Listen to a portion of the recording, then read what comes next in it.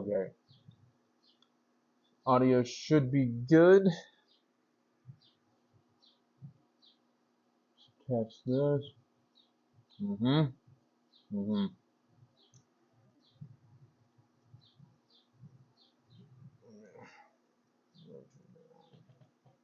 Okay. Should be good.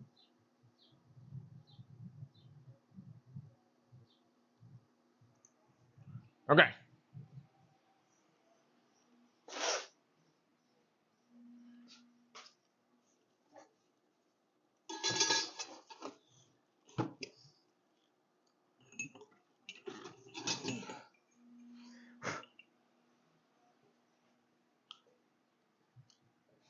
So today we're going to be working on some railroad spikes.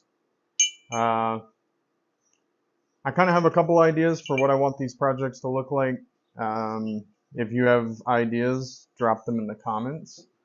But why don't we fire up the forge and get started?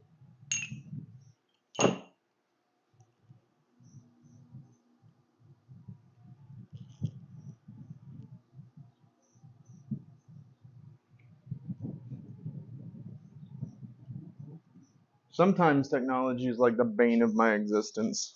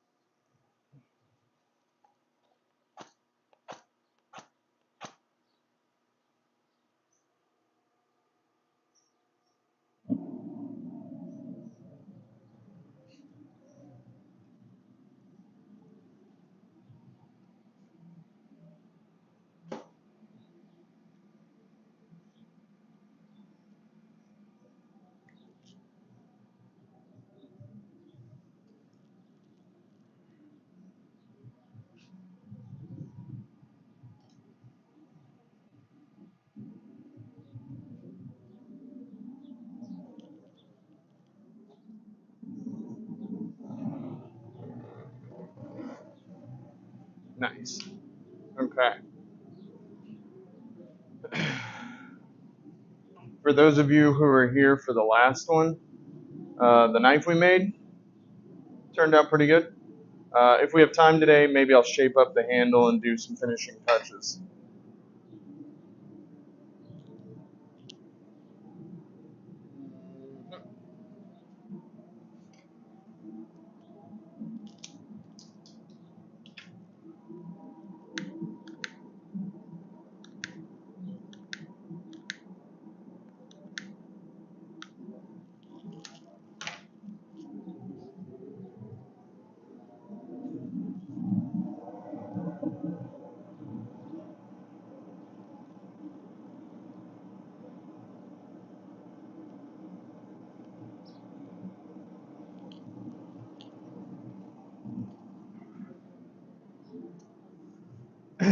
So, while we wait for the forge to heat up, let's kind of talk about the material that we're using today. So, as you can why am I so far away? Let's get a little more personal. All right. So, as I said, we're going to be doing railroad spikes. Uh, Probably going to make at least one knife. I thought about maybe making an axe or like a little hatchet. Still considering it, but the material that this is made out of. So, in past videos, I have said that I usually don't make serious knives out of railroad spikes, and that's true, and I don't.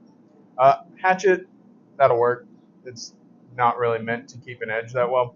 But let's talk about why. So a railroad spike is typically made of one of like 8 different alloys of um, some kind of steel, and none of them are high carbon, which makes sense for what they're used for. These are meant to take a lot of vibration and not shear, which makes it kind of durable, but it means that you're probably never going to actually get it to harden, not the way you would, say, 5160 or 1095. It just doesn't do it. So if you are thinking about making like a serious knife that you want to have like a good edge that'll last a really long time, railroad spikes are more kind of like, oh, that's just cool, as opposed to, oh, that's a serious knife. Like the one that I just showed you guys, the one from the other day, that's 1095, and it's hardened properly, and it's tempered properly, and that knife will probably last a really long time.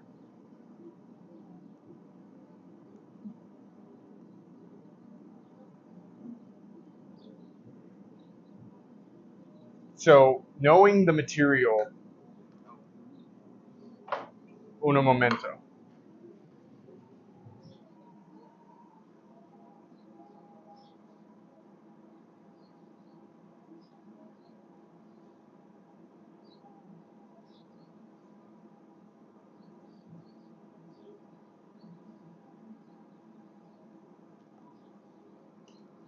Okay, what was I saying?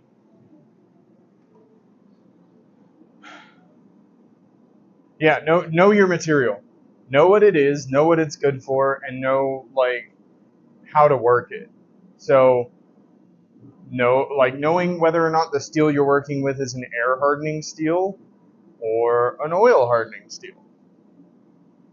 All these things are important. So just remember that whenever you're like seeing someone make something out of some random material, it may look cool, like because you can make just about anything look cool, but will it be functional? Now, caveat to that. You can make knives out of railroad spikes. I'm going to do it later in this stream. They're just not going to be of the highest quality, okay? So I'm not saying a railroad knife is bullshit.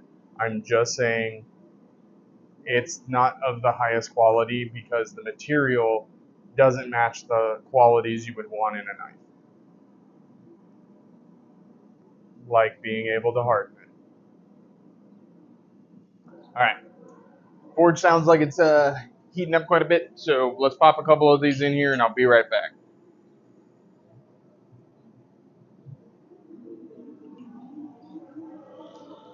Oh yeah. Yeah, leave your tongs right in front of the fire. That's a good idea.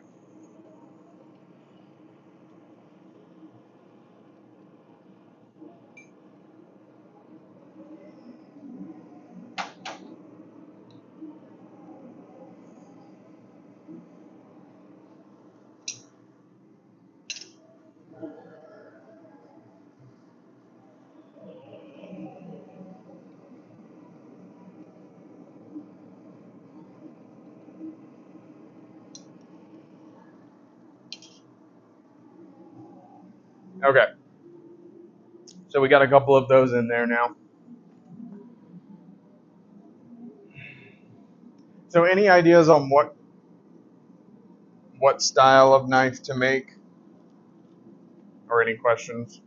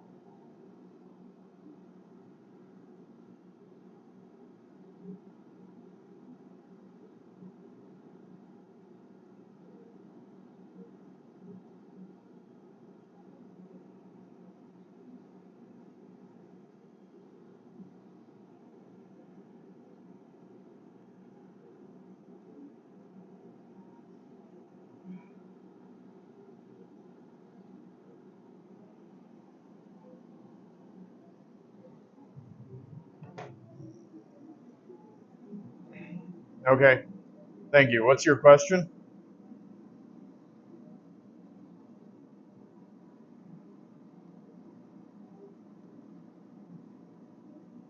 Oh, I should probably figure out some way of like displaying what people are saying.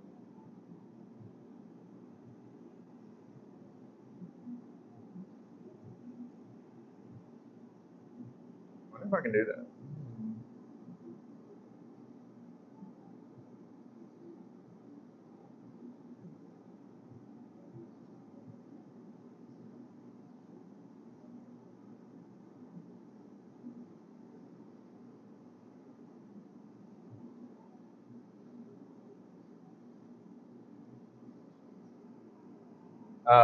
I was looking for a way to display the chat in the actual video.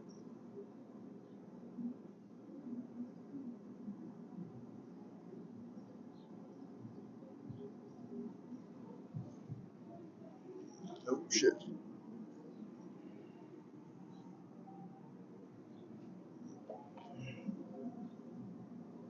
I would assume I can. But how?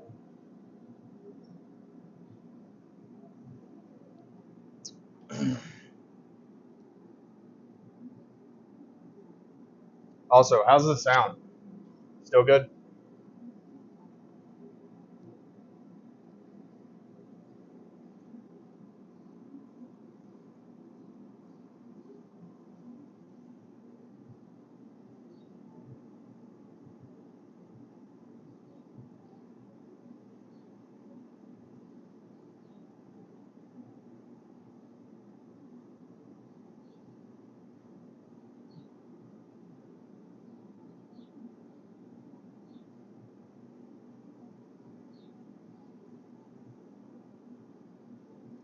Anyway, we'll figure that out another time. I'm gonna check on the heat. Oh yeah. Alrighty, we're getting there. Let's move on over to the actual forge then.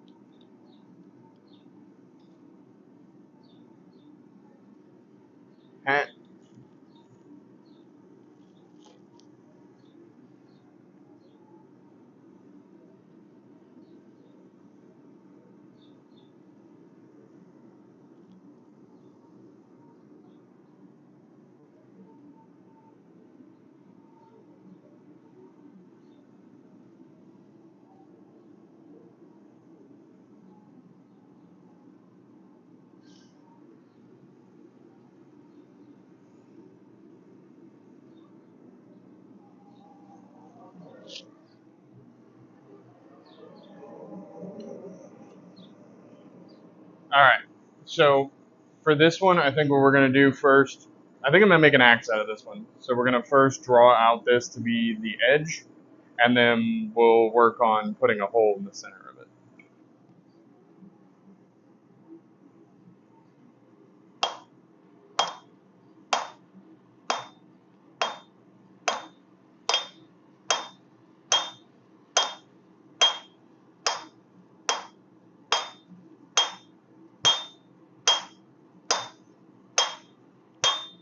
So when you look at the way that the railroad spike is, because it has like this really long part down here, I am going to try to move a bit of that up just so it like balances out better.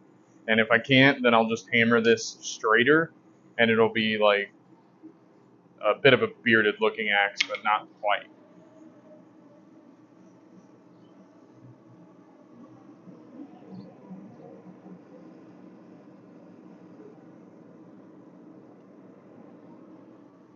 Alright. So for this one, since we're going to do a knife, I'm going to go ahead and draw out a little bit of this material, flatten it a bit. Probably going to do the same up here where the handle gets thicker, and just overall, just extend the length of this.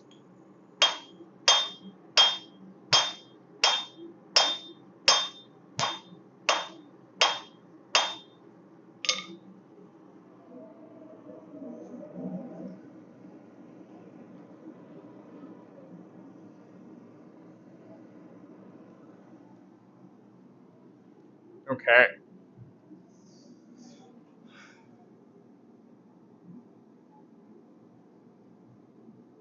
Yeah, the forge is on. So, sorry. Oh, okay. Are you making me breakfast? What the hell? But yeah, so apparently the forge, you guys can't hear it. That's great. Uh, that was pretty annoying in the first live stream. So, lab mic, baby. Now the only problem is whether or not this thing lasts the whole forge or the whole stream. But yeah. So like I was just saying earlier, just know your material. The other reason that I actually do recommend using railroad spikes, especially if you're a beginner, is the because it's like not as tough of a steel. Like some steels are an absolute pain in the ass to work with. They don't want to move. They're they take forever to heat up. It's just not great. Railroad spikes are not really that. They're pretty simple in terms of like working with them, and you don't really have to worry about a lot. Plus, like every railroad spike can be its own project, so you can kind of do whatever. And don't go pick them up. That is illegal, but you can buy them online really cheaply.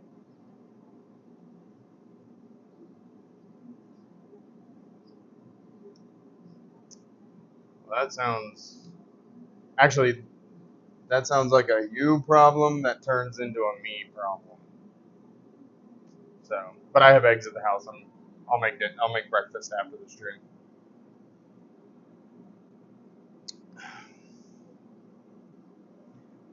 So, any questions about what kind of project we're going to be doing?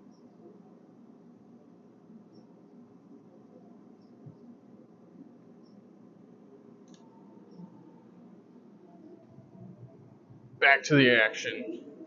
How does that look? Can you guys actually see like clearly what project I'm working on, or do I need to zoom that in?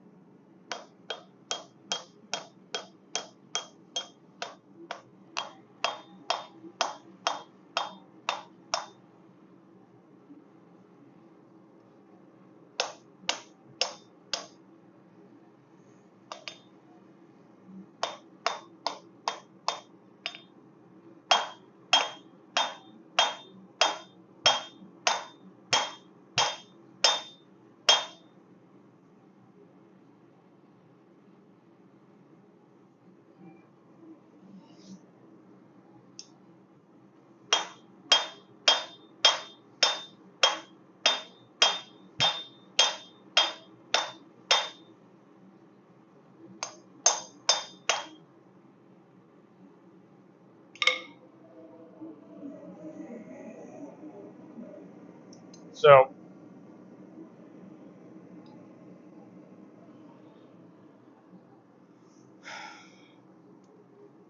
I'm still not quite sure what I want to do with this one.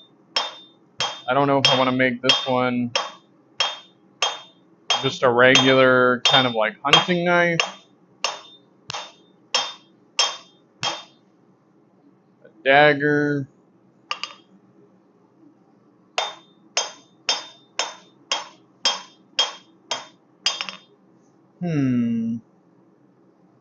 What we could do is we could draw out.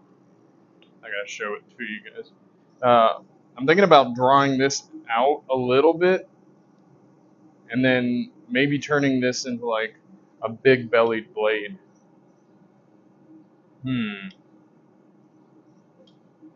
We'll see if we can.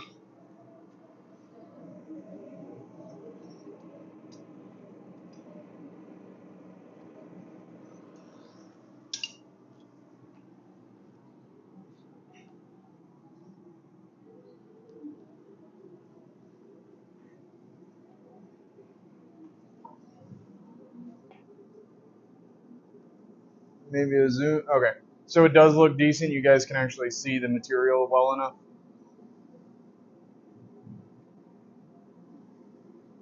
What do you think of my transitions?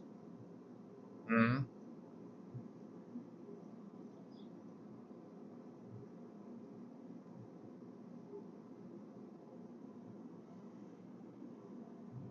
Oh, yeah. Also, real quick, when it comes to this camera, are you guys actually able to see me well out of this? Like, does it give a good idea of what's going on over here, or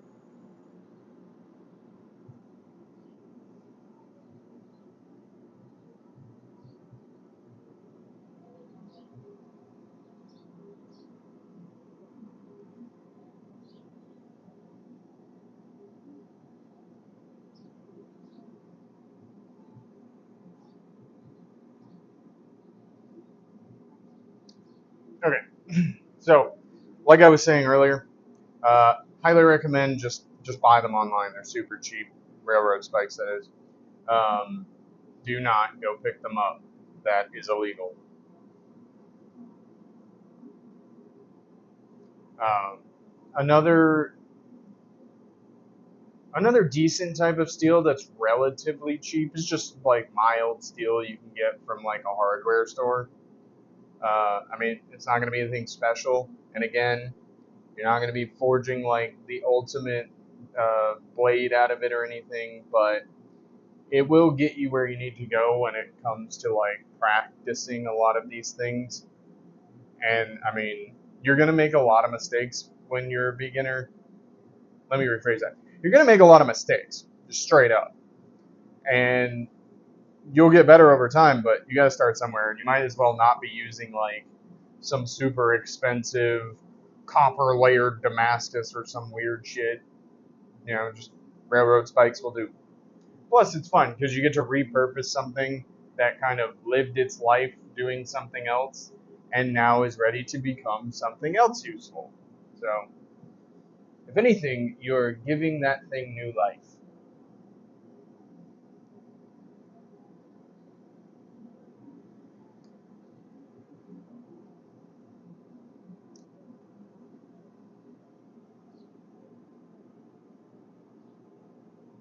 Okay, you can pay attention now.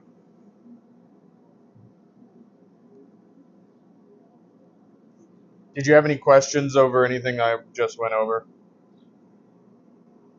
While you do that, I'm going to go hit some stuff.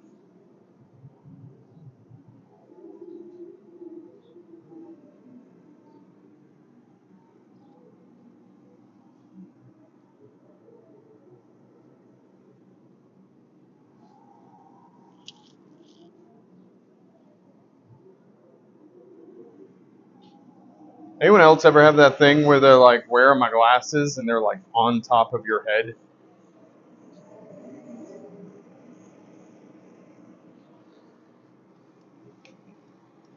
I'm super not sure why that's there.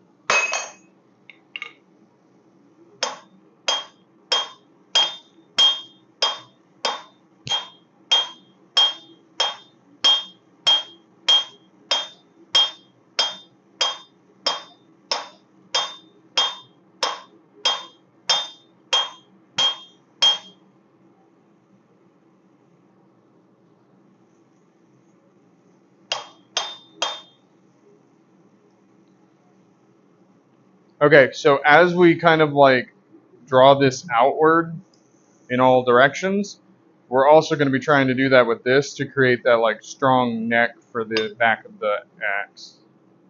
And I haven't decided what to do with this. We could either cut this piece off and make this like a hammer on the back, or we can kind of like taper it a little more and make it like a spike. We'll see.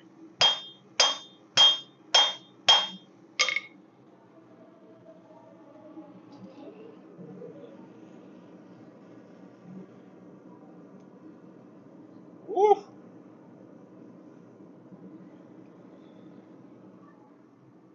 Buddy.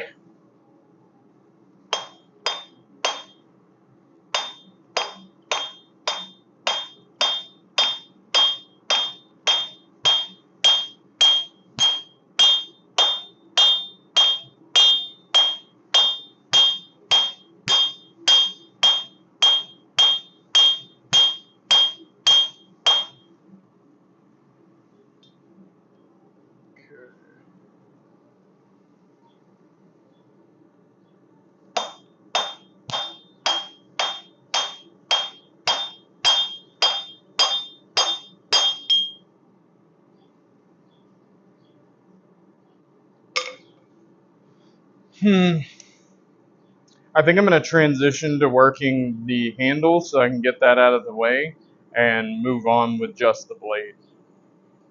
So let's turn this thing around.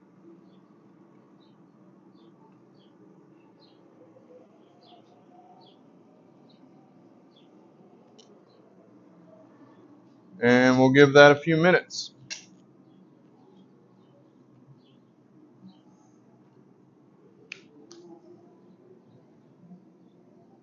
Alright, gang, what I miss?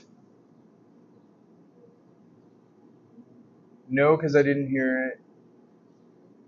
No, because I can't see without my glasses. Okay. Well, I don't need my glasses to see. I need my glasses so I'm not blinded by hot steel plates. So what I was basically going over is like why why railroad spikes are good for some projects and not for others. Um, why I don't think they're good for making like serious knives. Again, when I say serious knives, I mean like ones that I like. The one I made the other day. That one I would sell for a lot more than something I made out of a railroad spike, and it just has to do with the quality of the material that was used is only ever going to achieve a certain threshold, and the other one will do all of those things better.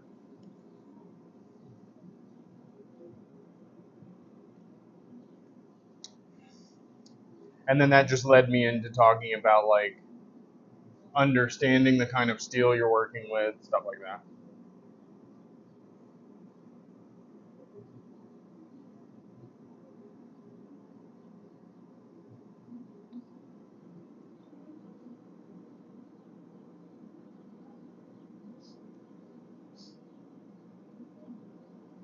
Oh, and never use galvanized steel.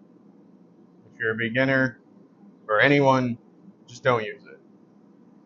You can eventually use it. You just have to go through a big process to like make it usable. So it's just usually it's just not worth it.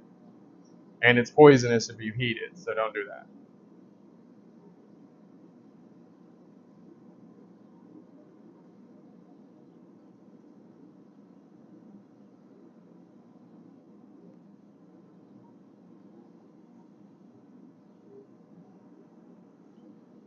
So with this project, I'm not 100% sure what this blade's gonna look like.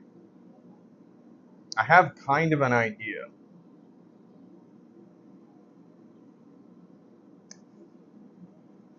I do kind of want to make like a mini buoy though. Hmm. Now, we're already on this path. We're gonna stick to it. If we have a ton of leftover time, maybe I'll do that. And then if it's something that people want to see, I'll arrange a day where I take you guys through the knife making process from like start to finish. I mean, it'll be a little bit. It'll be a little bit shaky, but okay.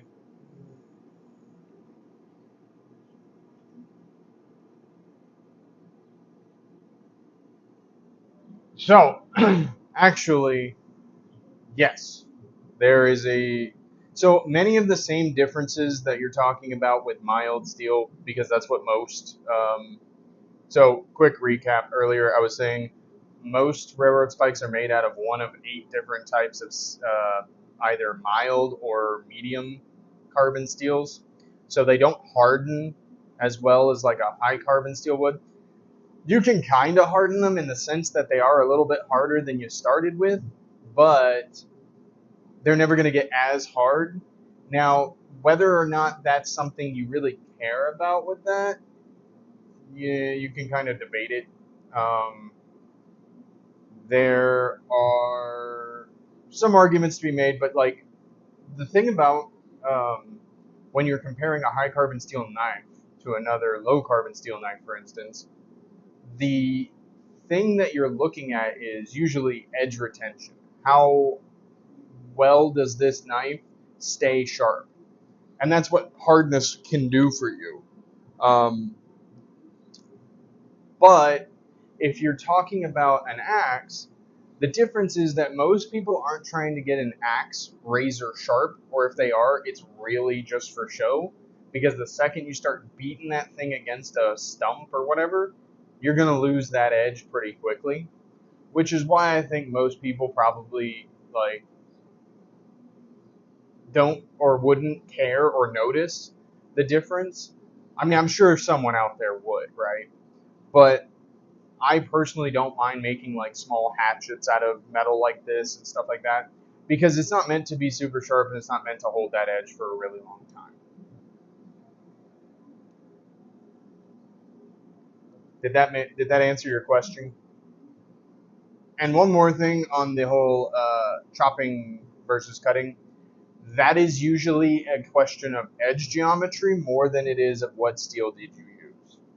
I mean, people cut wood for hundreds or thousands of years with like bronze and fucking iron. So, how sharp would a guillotine need to be? I mean, that depends on how many times you want to drop it.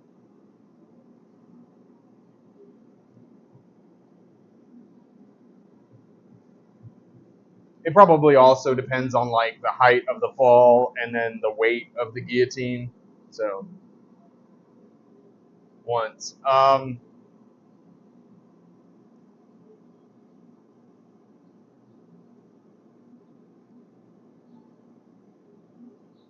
Then for how you forge it. So really, the axe. So okay, a hatchet is just a small axe, right?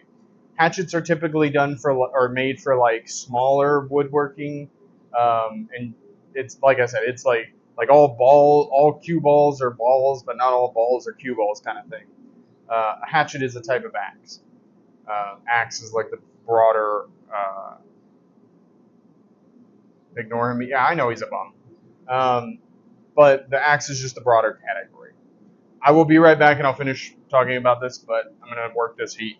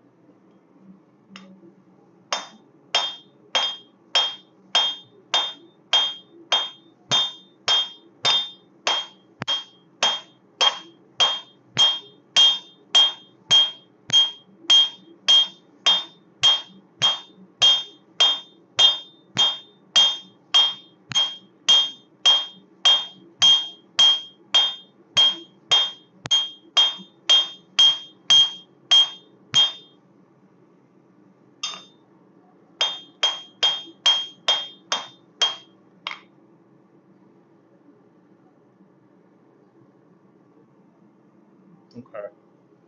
I think what we're going to do with that is we're going to switch hammers and we're going to start really moving that out more.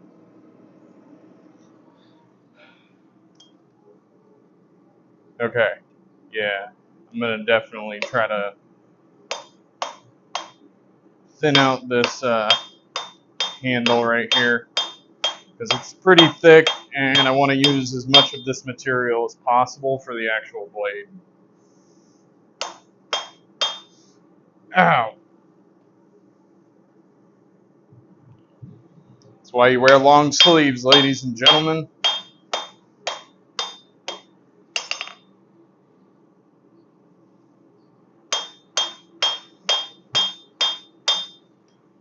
So what I'm doing is I'm kind of like thinning this down, and then in the next heat I'll do the other side, and it'll draw out the handle a little bit, but it'll also decrease the size or like the thickness of that handle. So that's what we're kind of going for.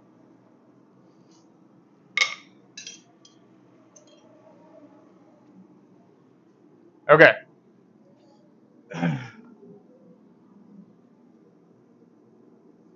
Let's see. Oh yeah, yeah. Oh yeah. Ha. No,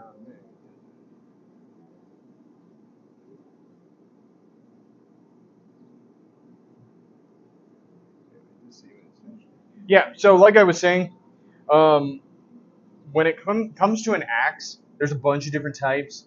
So the design of the axe is more well. I mean, okay, that could be copy and pasted for knives as well. But when you're looking at an axe, typically what you're wanting is like how good is the wedge? Here, let me take this off. How good is the wedge design so that it can either chop or split wood depending on what you're trying to do with it?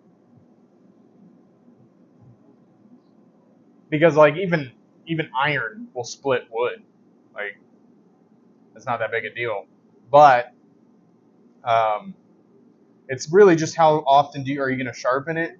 And like I said, if you're sharpening your axe so that you can like I don't know shave or something with it, you're just doing extra. Like there's no reason to have an axe that sharp. It doesn't do the same thing as a knife. It's not under the same conditions as a knife, so it's of course going to lose its edge much quicker. That's my personal opinion on that, by the way. I'm sure somebody out there has a different one, and they're probably wrong. So yeah, uh,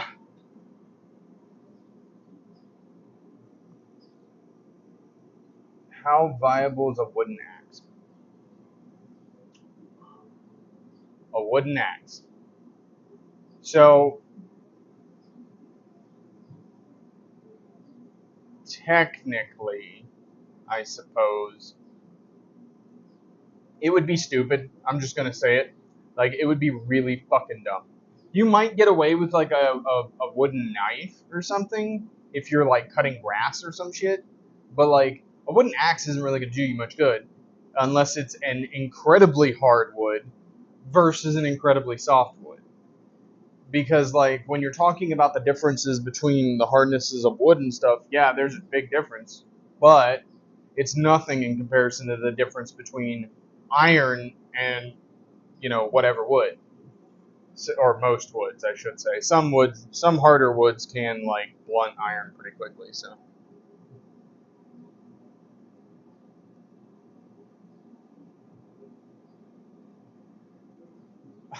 I mean, you could just go outside and punch a tree to get the wood and find out. Um, I mean, what kind of dumbass question is that? Now, if you're asking about like so wooden tools, probably not. That would be more for like if you were digging in the earth and gardening. Then you could actually use wooden tools for that, and people did. Um, but if you're talking about like stone tools, those would be very useful. Um, I haven't done it, although one of these days I do want to try and flint knap my own like stone tools. I think that would be pretty cool. Uh, I don't know. Maybe I'll do that one of these days. But yeah, stone is significantly harder than wood, um, and so it's going to do a much better job.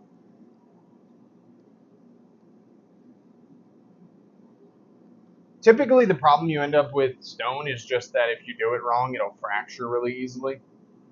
I mean, even if you do it right, it can fracture really easily. But like, that's usually the big thing. So the other point I was going to make is usually when you're talking about an axe, um, like based on the way that the blade is designed, you can kind of tell what it's for. Yeah, I would like to see a stone axe. Stone axe. Hmm. Well, I mean, if you're talking like an arc, a stone axe where it's like a piece of stone this big, I'm sure that people have made that or made something similar to that. But a lot of axes that were stone were what are called hand axes, which means that it's a piece of stone that you hold in your hand and cut things with, as opposed to like actually strapping that thing to a stick. Um, and it's just because like a lot of the things that you're gonna do, like chopping wood is probably one of the most brutal things you're going to do, aside from maybe like fighting an armored knight or something, to a particular weapon or tool like that. Because the whole point is to repeatedly bash it into something that's usually pretty hard. Like if you did that with a sword, depending on the quality of the sword, you'd probably ruin the sword. It's just not meant for it.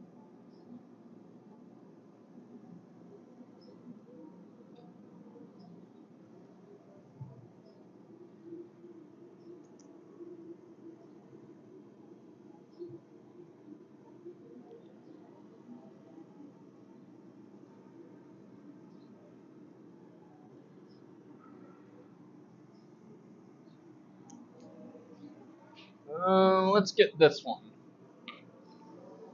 Thank you, little hatchet or little hammer.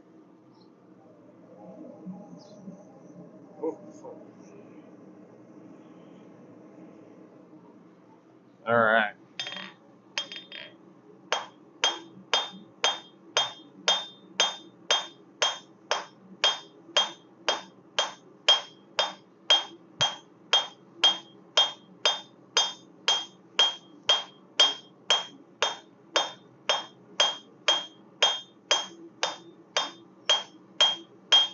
So what I'm doing right now is I'm kind of trying to blend this metal back into itself here where the little ends are, and that's just to give it like a more like wide distributed area for the actual axe head to sit on. It's not entirely necessary, but I think it makes the axe works a little better, so we're gonna do it because y'all can't stop me. And what we'll do here in a bit is I'll take one of the cutting tools and I'll cut the piece in here, and then we'll use the horn of the anvil to kind of round that out. And yeah, that should be good. But yeah, we still need to finish this.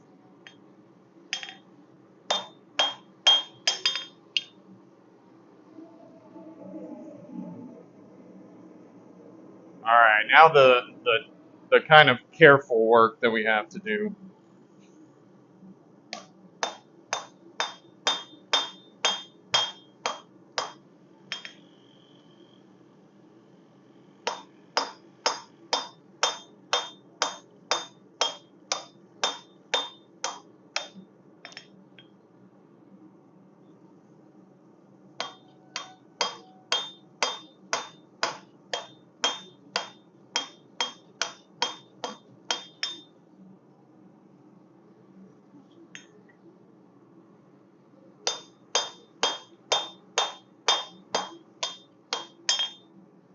I'm trying not to damage this part too much because I do want you to be able to tell that this was a that it was a railroad spike. So, good teachable moment right there, right?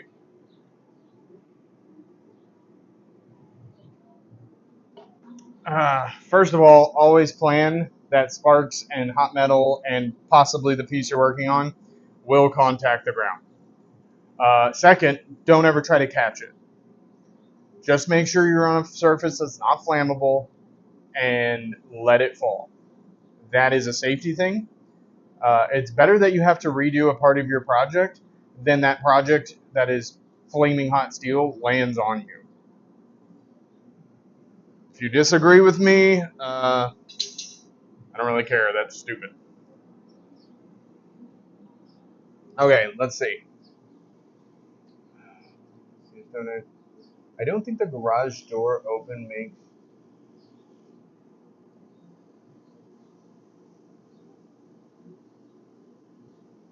Yeah, so I mean that's just the consequence of the fact that like everything out there is the sun and natural light. So it's gonna do that, and I'm sure that the camera doesn't have like a great ability. Although I might be able to move it up slightly. I'll think about that. Because I don't know if moving it closer to the light source would make it like um, compensate more for it and even the color out. I'd have to think about it. Let's see.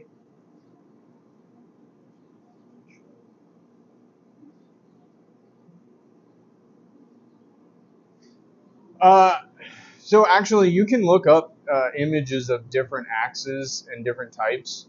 Um, Usually, it has a like, because you're right, right? Like a hatchet in one part of the world probably won't look like another, and that does have a lot to do with like, well, it has a lot to do with like cultural aesthetics and stuff like that. But yeah, I think for bamboo, it's actually more effective to use a saw, and it's because of like how fibrous it is, but also because of how not dense it is.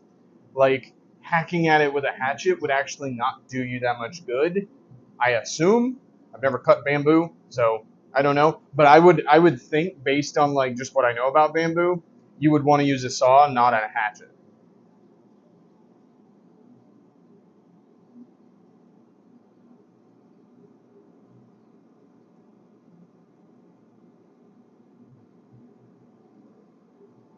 Okay. Well, I mean, if it's not an issue, then I won't change anything. But yeah, that's what I would assume when it comes to those kind of fibrous trees that aren't like super dense. I would assume it's better to use a saw.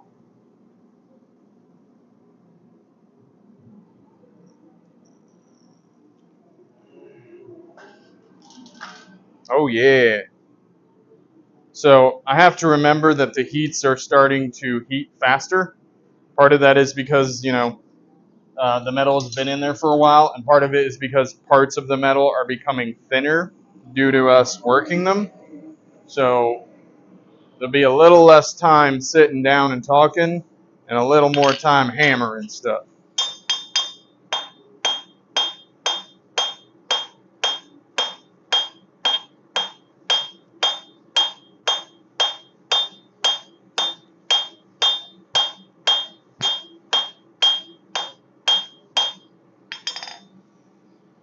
Okay. So, what we have to start thinking about now, you see how this side is not near as long as this side? We have to start thinking about how do we want force to be distributed. I think what I'm going to do is move this direction and like kind of balance this on this side. So even though you'll still have like this will be closer to the top here, the actual force will be going this way. So it'll be contacting all right there.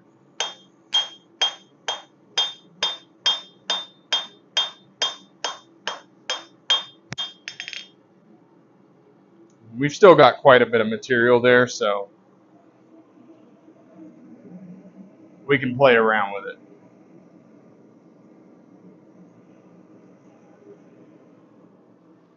All right.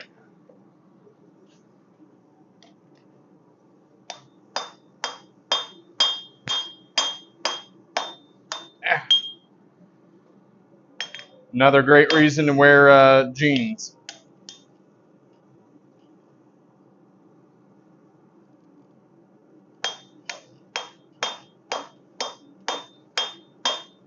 Probably ought to be wearing a face mask, but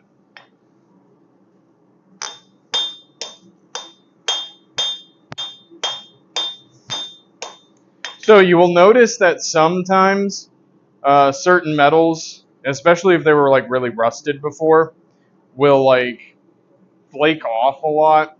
And I mean, they have like a lot of the slag and stuff. And I mean, you just want to like make a mental note of that for whatever steel you're working with, and just realize that that's going to be a thing, so that you can kind of adjust for it in the future. Because when I work railroad spikes, I know that that happens a lot. Doesn't quite happen as much whenever I'm using like higher quality, more pure steels. So just a tip, just something to think about. Probably do one more heat before that handle is, or before we're ready to transition from the handle over to uh, the blade again on that knife. I thought about maybe putting a twist in it, but my vise isn't set up.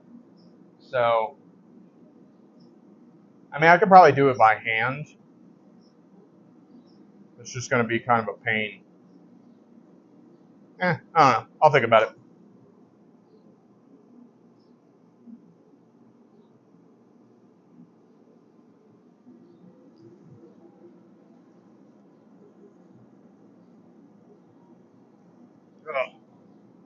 So,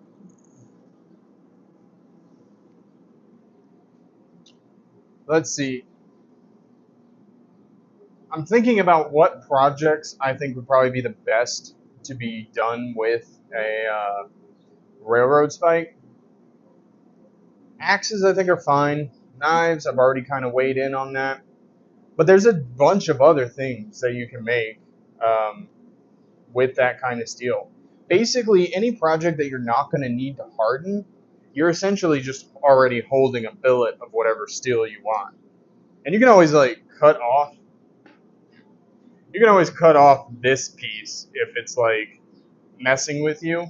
Because I remember it took me one or two goes with railroad spikes to really get the hang of like how to flatten this out in any given way without creating a bunch of like um, what are called cold shuts, when like you fold the metal over and it doesn't like blend back into it, and it just kind of like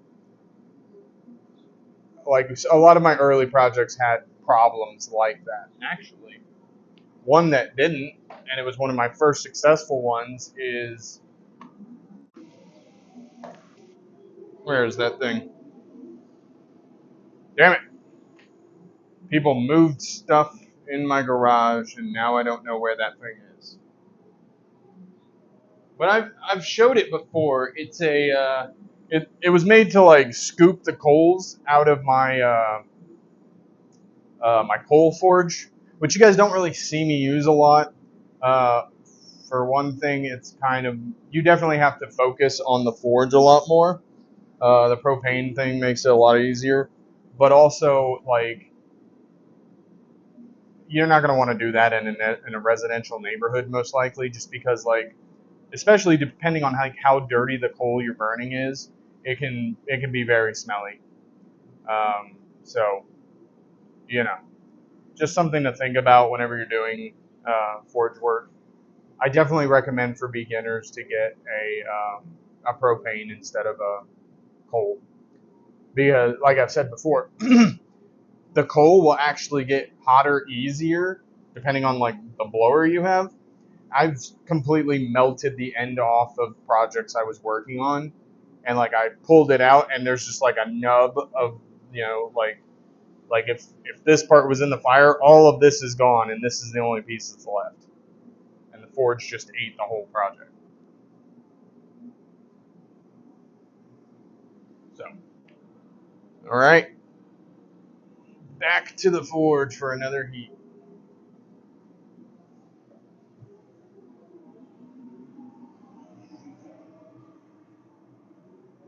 but not without my glasses.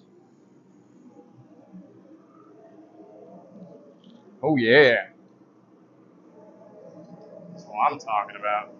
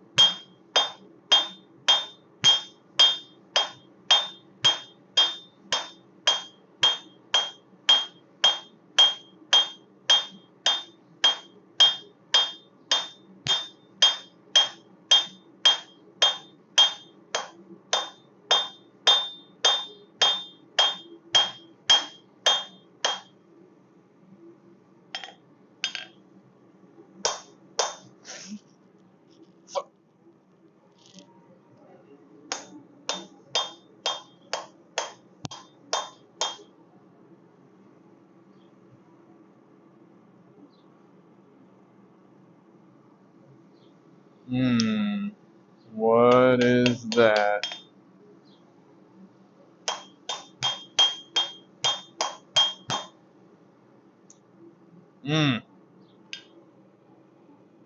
I'm hoping that is just a cold shut and not like a crack that formed. I highly doubt it's a crack, but at the same time, it kind of pisses me off that it's there in any sense. So,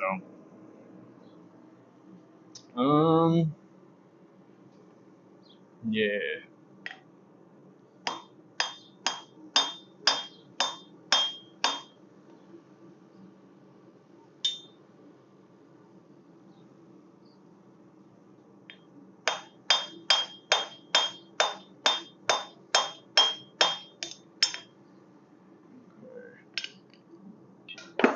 Yeah.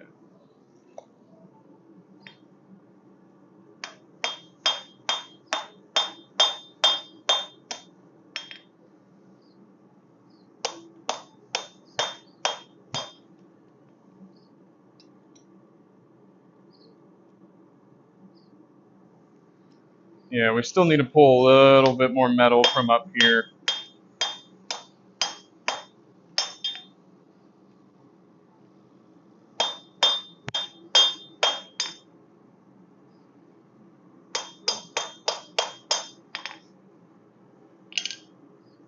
Yeah, I'm definitely going back to wearing long sleeve shirts.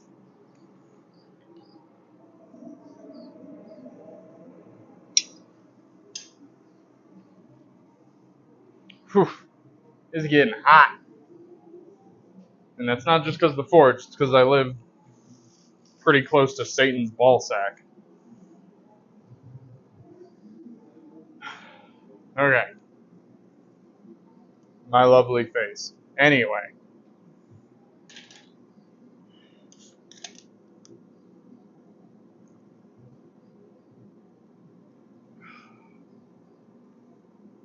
Yeah. Cold drinks in the forge, definitely a plus.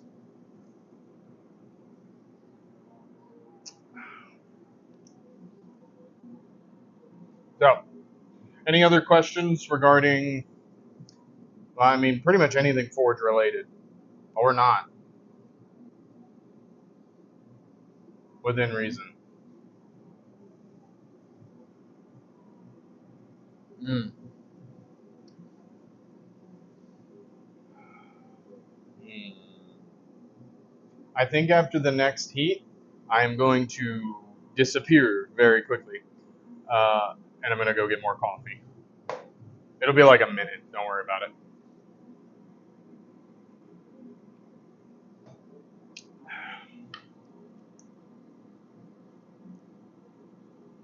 Okay, berry and coffee flavors mixing, don't recommend. Do not recommend. By the way, how are you guys liking this transition setup? Is that working better for you guys?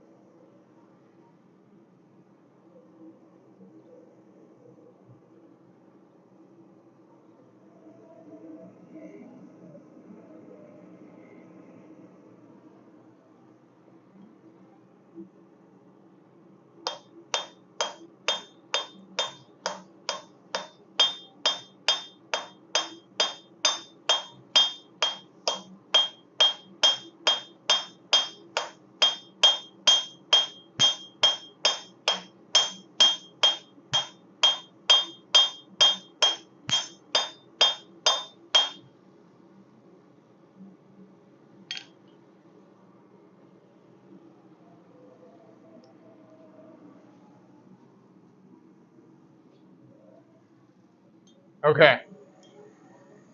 Yep. I think what we're going to start doing is just working this edge to get it down to like a real edge. And then you can probably see how this is a little uneven. We'll probably start like just tapering this whole thing out. And then we'll decide where to put our pull, and then we'll maneuver that around. I don't know how big of a handle I want to make for this, but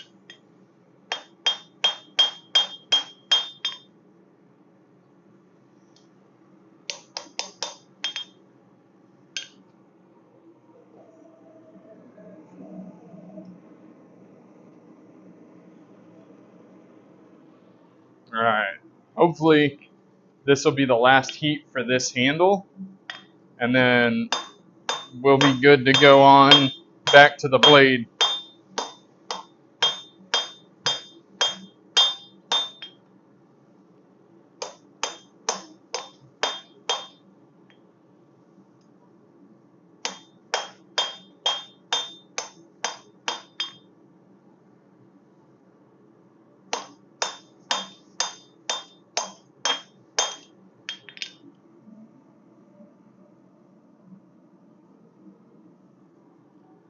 Yeah, that looks okay. What do you guys think? Should we change this piece at all? Or should we just draw everything out and make a blade with it? And leave it intact so that you know that it was a railroad spike.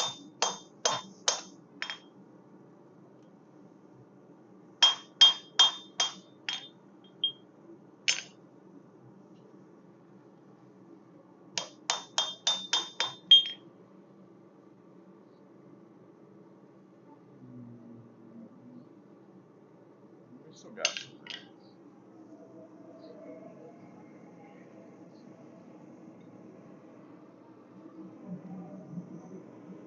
Oh, this one's already ready. Hell yeah.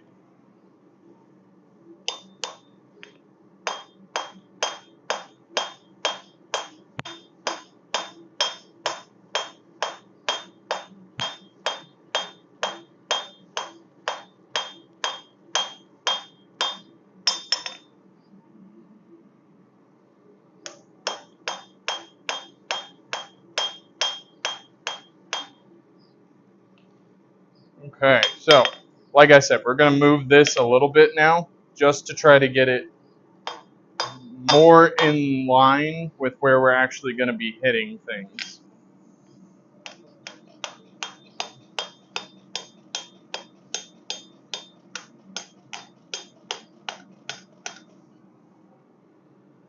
And really what we're just trying to do is create this straight line as center on here as far as possible.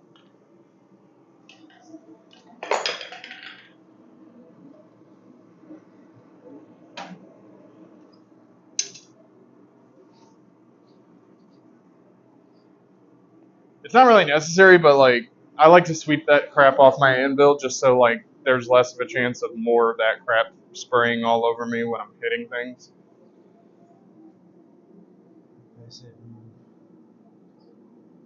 Here we go. Okay. Oh, I forgot coffee.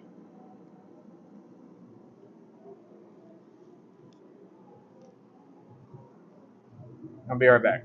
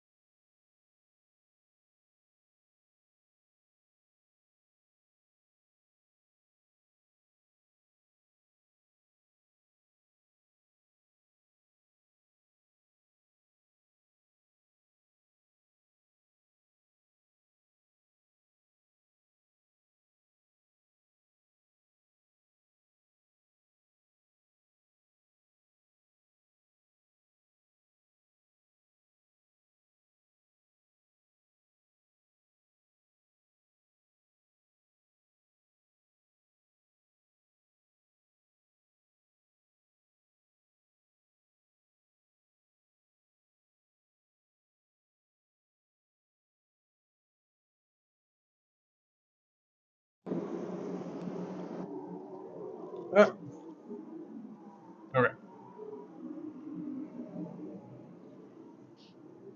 Okay. I'm back. But yeah, so I wonder if it's still around here. Nah.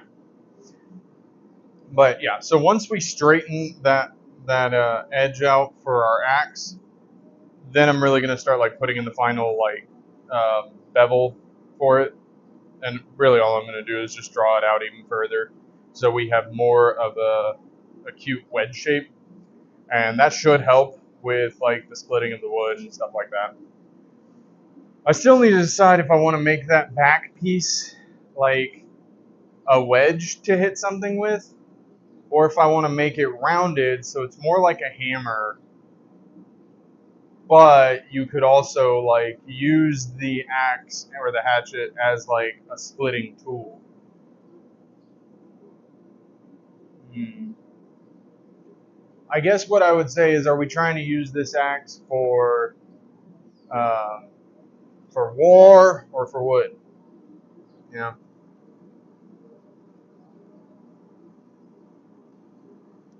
because if you were trying to use this for like combat against an armored opponent, I would definitely say make the spike, because that's pretty decent for getting through armor.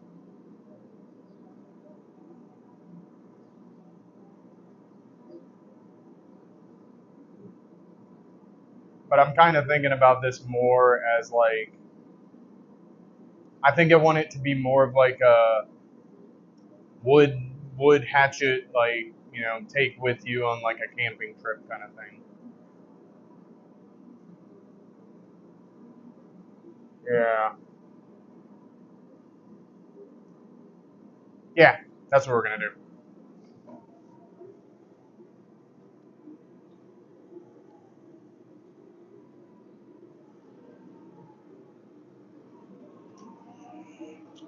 Oof, the fire getting spicy.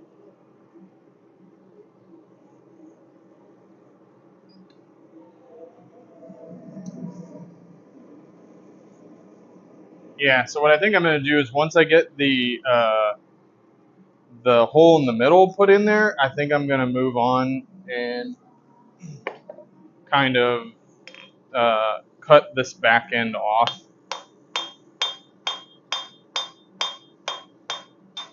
All I'm doing right here is just kind of evening out this so it's more of like a straight angle to the front of the axe. The other thing to notice is, you see how like this part of the material is getting colder faster? As you're working it, normally you're going to want to work that part that's going to go away faster first, and then you can move on to the other parts, because like I'm just sitting here bullshitting, and like the rest of this is still staying hot enough to forge, but this is already past that heat that I would want to do that at, or at least any major movements. You can use this for like kind of cleaning things up. I think I mentioned before that like this is an okay area to kind of even things out. You just don't want to make any like big movements in this, but you can still work it like that.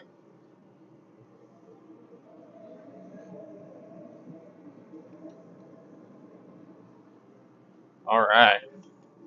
I would say this is the final heat for the handle then.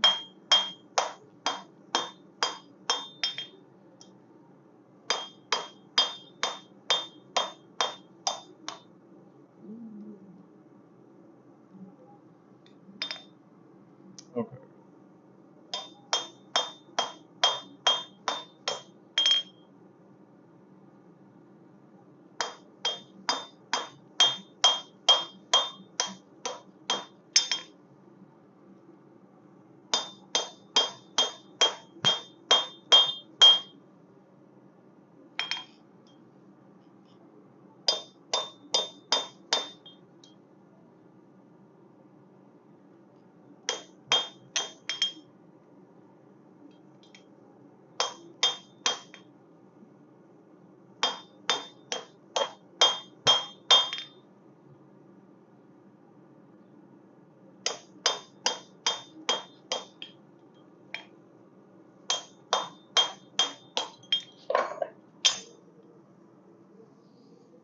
Yeah. Always got to be ready to dodge hot metal.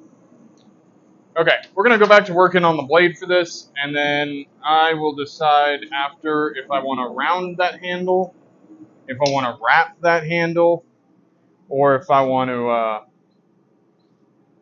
I don't know, do something else. Maybe do a twist.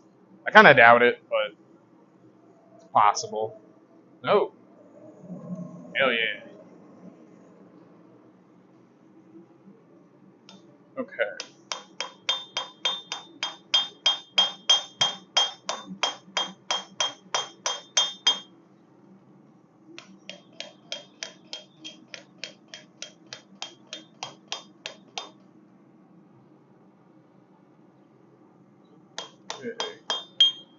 Remember, we want to keep this as straight as possible to the apex of this curve.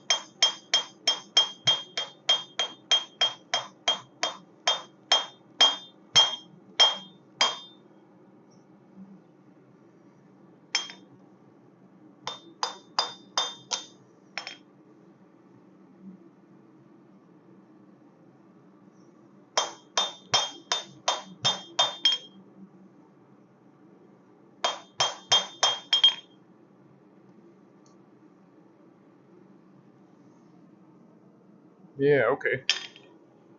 Pretty good. Pretty good.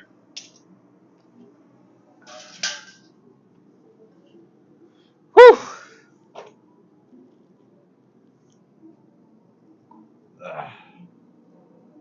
No. Alright.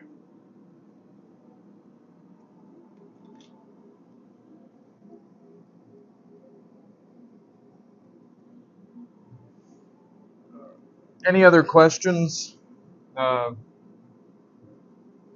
Jay, you usually have a lot of questions, but you're AFK, so.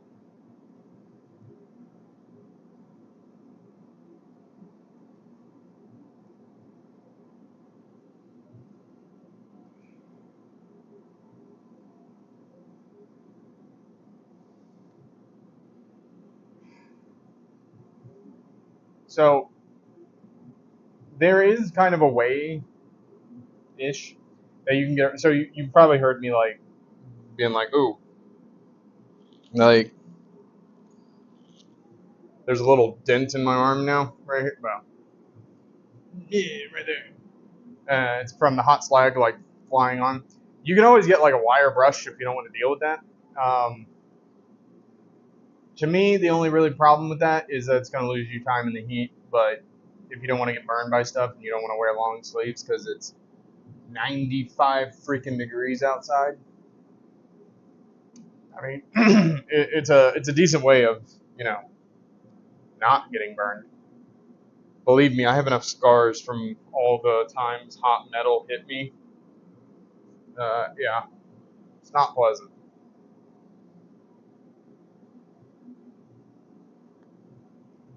That's why, like, I also recommend if you're a beginner, the first thing you should buy if you're going to do forging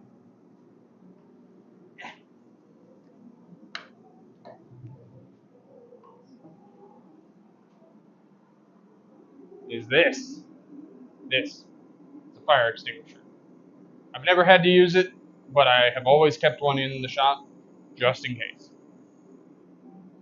And I don't know how old this is, so I'll probably have to get a new one soon. But safety first. Always make sure, like, forging and everything is cool, but, like, not burning to death is also cool.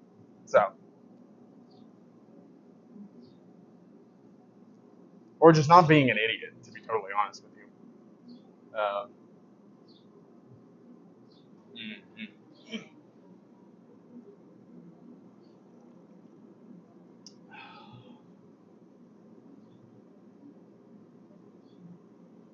Coffee is awesome.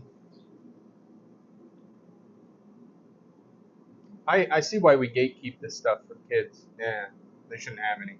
It's for the adults. Yeah, I love coffee. Meeting people like adults that don't like coffee is kind of like meeting adults that don't like dogs. You were hurt by a dog, or I just don't trust you.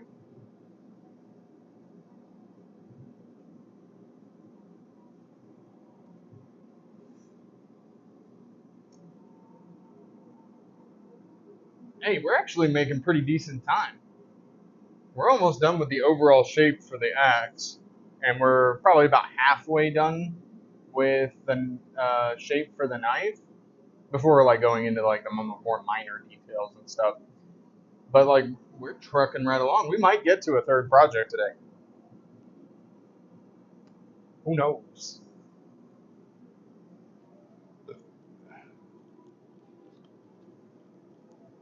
But I'll leave you guys to decide what that third project ought to be. Unless whatever you come up with is lame, in which case I just won't do it.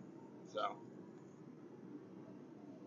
but yeah, drop your things that you might want to see in the chat. So this is what I was talking about with a wire brush. It's just a brush made of wire. Pretty self-explanatory. And all you're gonna do with it is on the parts where you see the slag and stuff, you just kind of brush it all off as best you can. Like none of that's coming off, so it'll probably wait until I start hitting it to actually start coming off.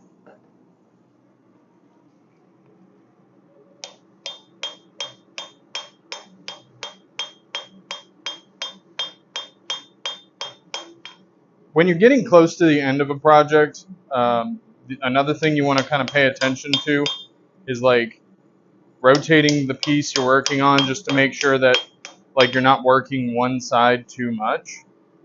That can also just help you like keep consistency because like if you look at this, I don't know how well you can actually see this. The material from up here is kind of like pushing out and over, and that's why I have to keep turning it to like even all that back out so it doesn't look, first of all, dumb or bad, but also it's just like it's kind of throwing off the whole like symmetry of the piece itself. So yeah, look at all that. And then you just want to use like fine adjustments once you've got the general shape to kind of take you home and get you where you want to be. Yeah, that's it.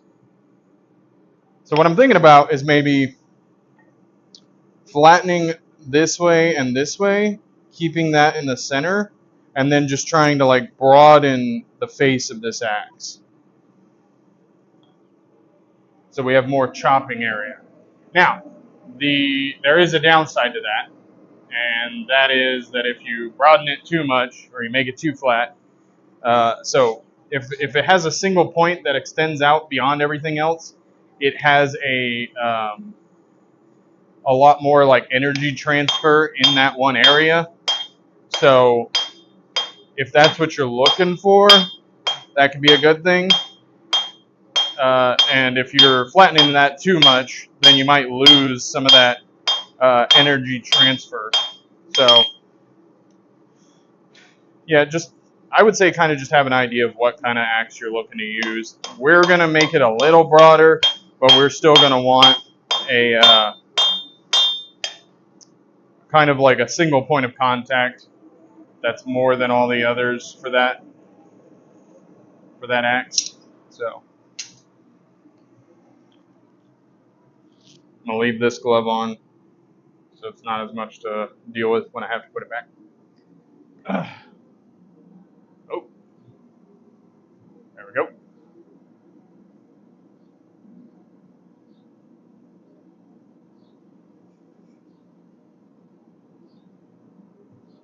But yeah, these are fun little projects to do. I kind of enjoy just having like a nice weekend, do a little foraging, you know, make a few projects. I don't know if I'll sell these or give them away. Haven't decided yet.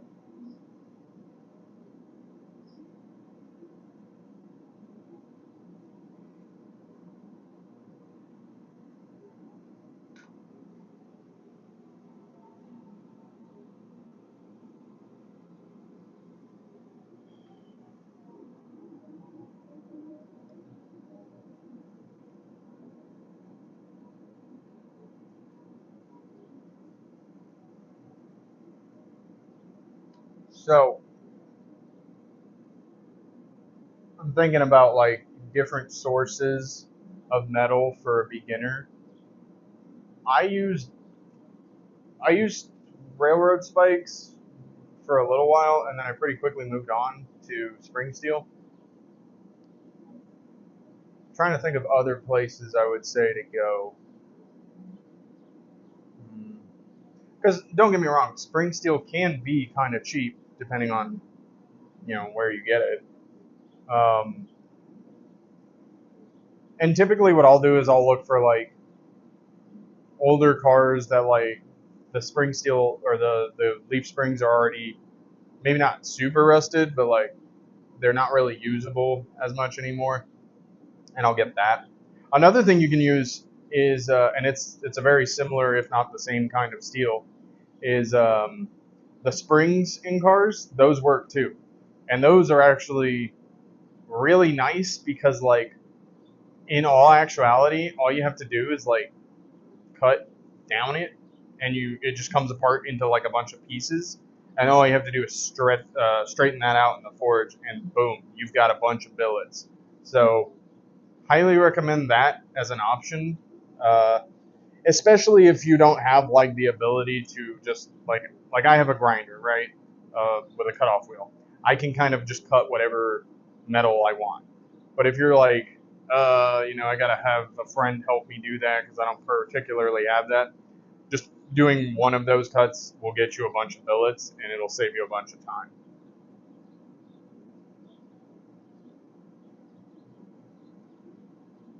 If we have time today, I was working on another project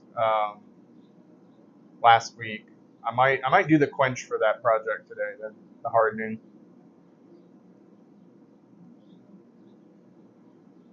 Not 100% sure. But I still need ideas for what to make the third project as.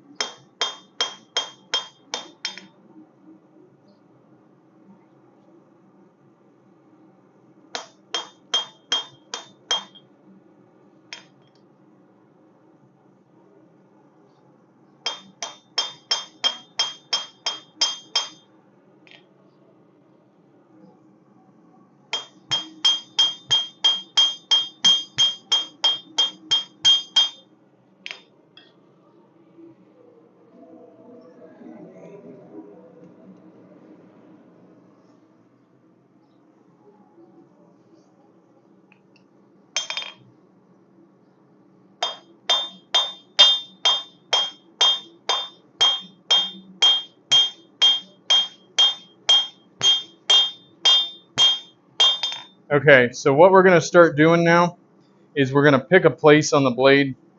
Below that is going to be our handle, and then everything above that's going to be our blade. So we're going to want to make sure that we define that line in some way, pretty evidently. So that should be big enough for a handle. I don't know what I want to do with that. I have some ideas, but I'm just not yet sure if it's going to look right with this kind of knife. But yeah, we're going to move to the blade itself finally. Finally.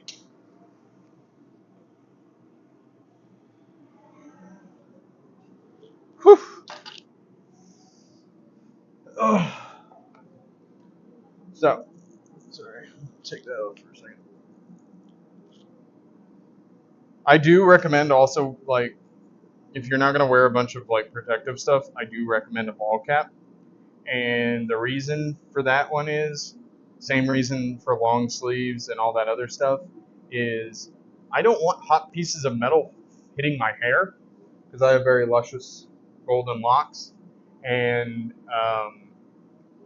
yeah, hot metal would just like burn my hair, and then it would, I'd probably look like I went through Fallout or something. You got mm, nuts. I'm sorry about that, guys. It happens. I blame you, Killed, for not like running the whole setup. You're not doing your job. But yeah, that's why you'll always see me wearing a hat in the forge. It was your fault. We agree.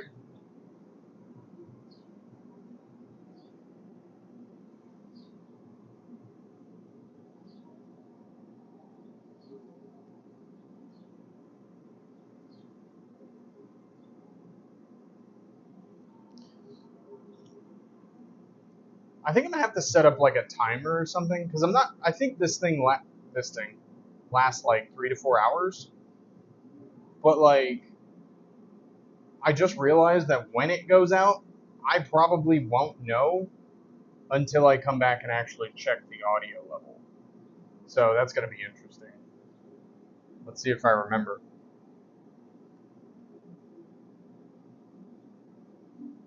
Man, it is a beautiful day out though. This is good going to the lake weather.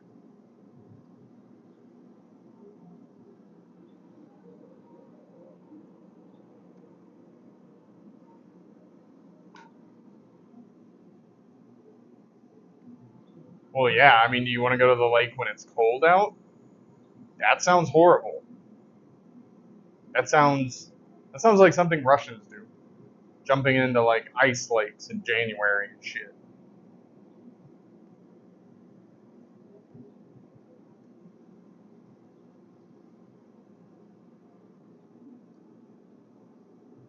When it's just warm.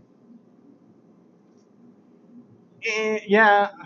I mean, I can go either way. I like it when it's warm, but like if the water is still cold, it's nice when it's hot out because then you can just immediately get out of the water and you're not like. Ugh. Fun fact: if I remember correctly, um, water actually cools. I think it's 25 times faster than air does, which is why water does work as a quenching material for some steels. I don't recommend it for all, and the reason for that is, and this took me a while to learn, is that when I was using 1095 like steel billets, and I would quench that steel in water, 2 out of 3 projects would end up cracking, and it's just because like the quench isn't control the loss of heat isn't controlled enough, and it just puts a lot of stress on the blade, which is why I use oil now. But yeah, just tips for the future. Uh,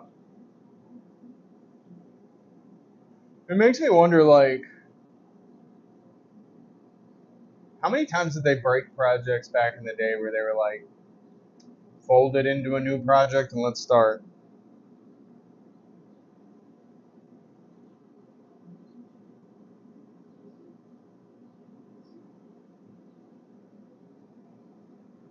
Because you have to remember, like, oil as like an available material in the sense of like crude oil and stuff. Um, I don't think that was even available up until like what, the 1800s or something. Someone can fact check me on that one.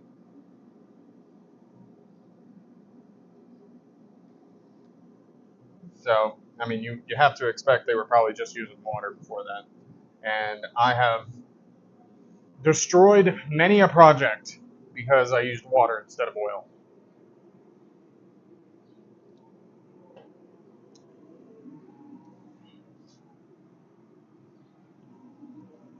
I remembered that time.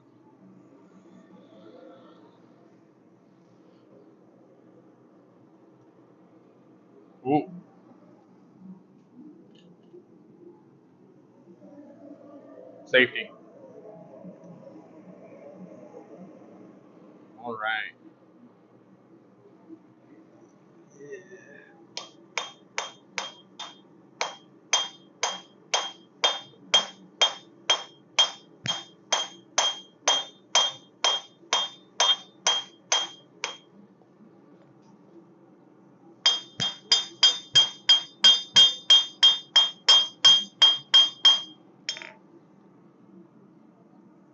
Okay.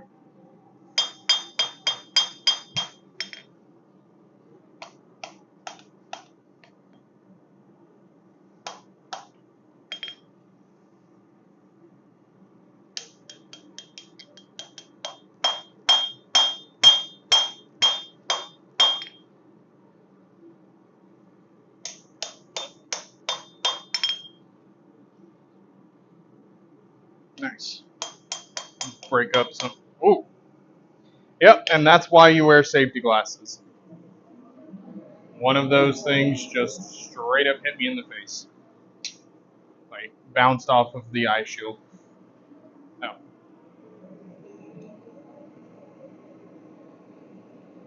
Alright.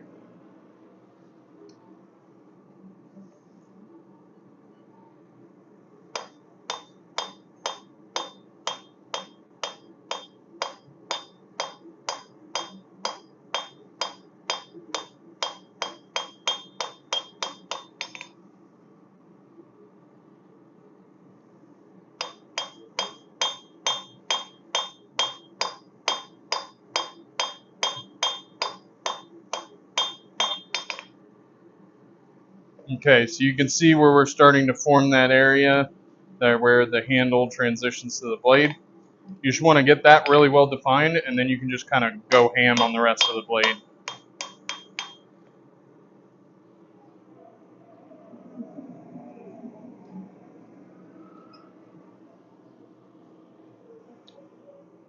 So I think we're almost done with the axe, or the head of the axe anyway. And then I think we're going to flip her around. We're going to use the cutoff tool, cut that back off, kind of shape it a little bit, and then we'll start getting ready to put the hole in it. And then I'll have to make a handle for it, but that's not that big a deal. Alright, I probably just have some wood sitting around that I can use.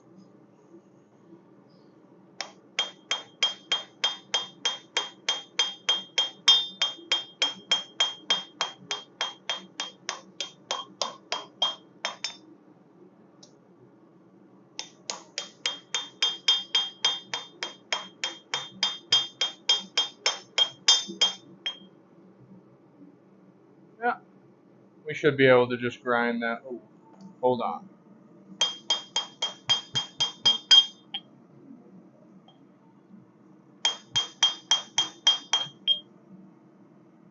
We had just a little bit of a high spot there. Alright, so looking pretty good.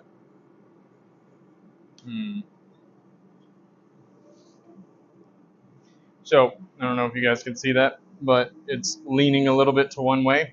So we're just going to try to gently tap that to being pretty much straight.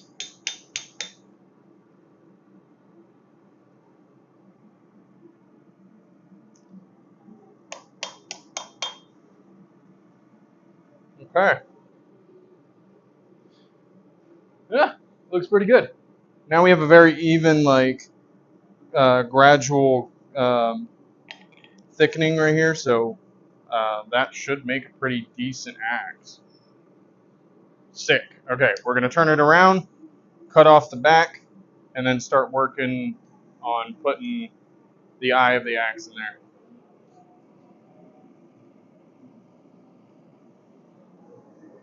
And we're probably ready for another heat with this one, so...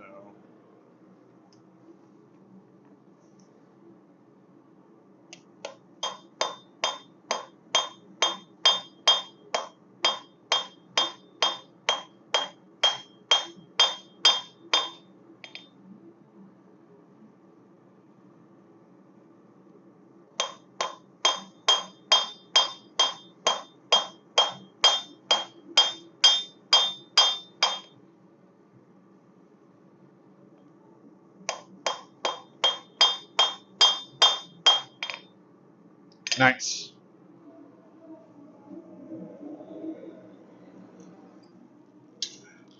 All right. Oh, them gloves get hot. Let's see.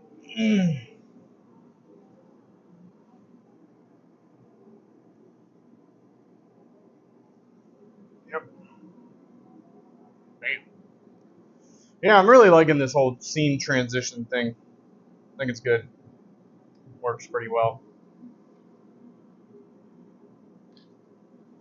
Do y'all think that whenever I do the scene transition, is the camera there giving you guys any kind of like benefit or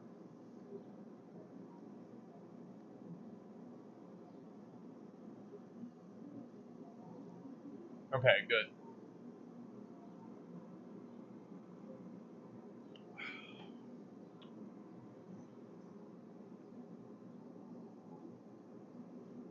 Any questions over what we've gone over?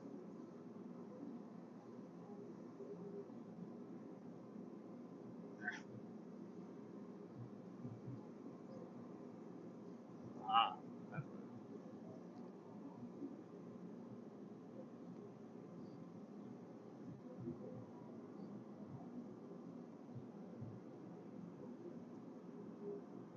So I set aside 4 hours today, and we're about at, well, we're technically at like the 140 something mark or the 130 something mark, but that's because I started late. Um, but yeah, still need ideas for what to do with this. Although there are other stuff we could work on. Although I think I'm probably just going to use for the handle on that thing. I think I'm probably just going to use like one of these like stock pieces of wood that I have. I don't think I'm going to go like full on like trying to make some crazy looking thing. Although I could.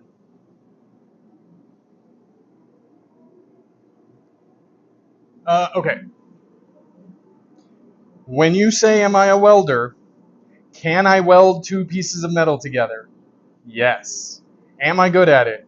No. But I generally know how to do it, if that's what you're asking.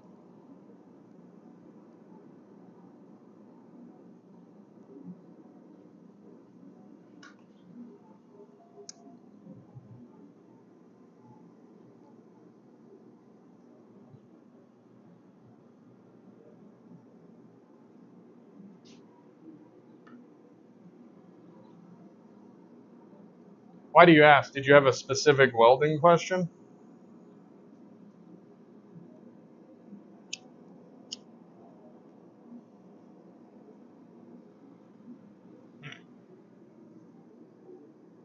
Oh, nice.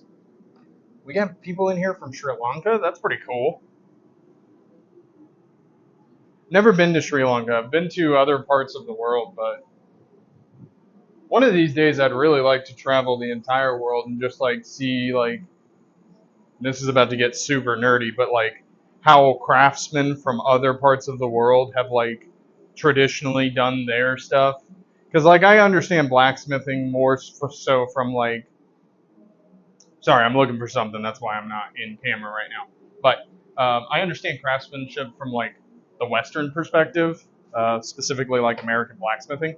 But I would like to see like I know like the Japanese style of blacksmithing and bladesmithing is a little bit different, and I would like to check that out one day. That would be super cool. And then I guess like any other areas that I could find. Where is this thing? What did I do with this? Aha!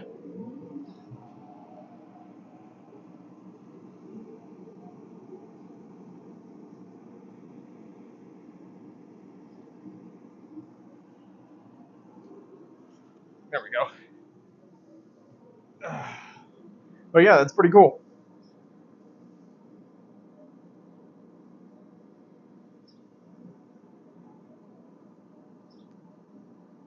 Anyway, tangent about like traveling the world to see other craftsmen over.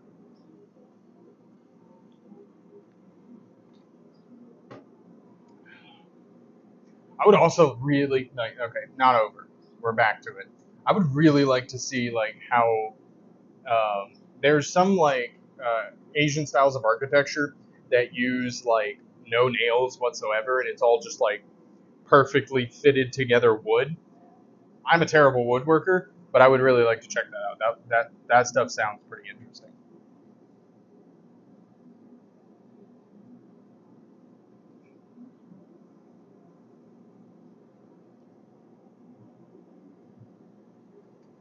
All right, let's hit some more steel. There we go.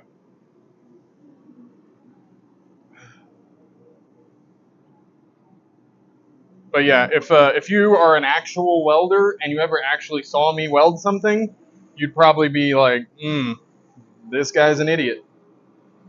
So,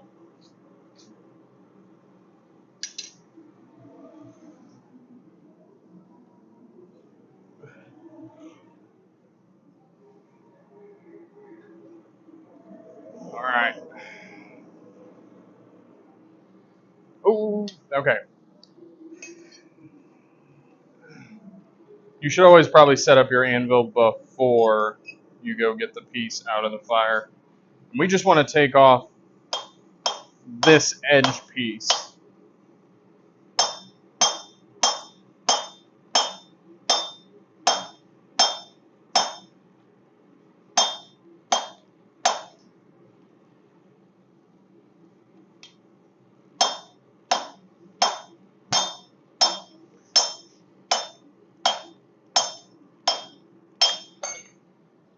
Aha! And now, so the other thing, once we kind of like even this out and we do everything we're going to do with that, you could also take this like as an axe or a wedge. You can put it on a piece of wood you want to split, and with a hammer you can just split it. That's why I decided to go with this kind of a design as opposed to just leaving that like spike on the back.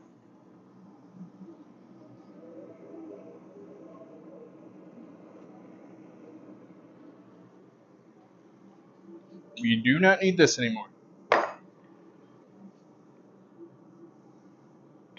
All right.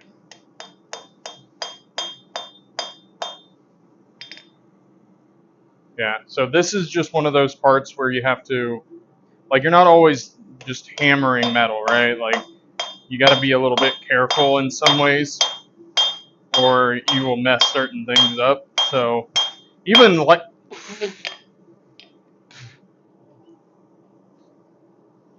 even light hammering um,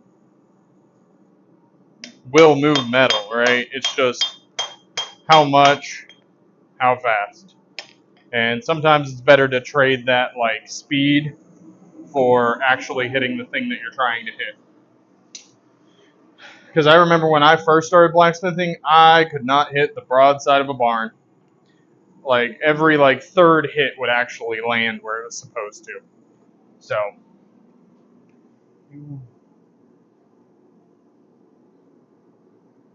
yeah, I turned my garage into my workshop, um, and I like it. It's nice. I can look outside, see the sky, kind of just hang out, work on stuff.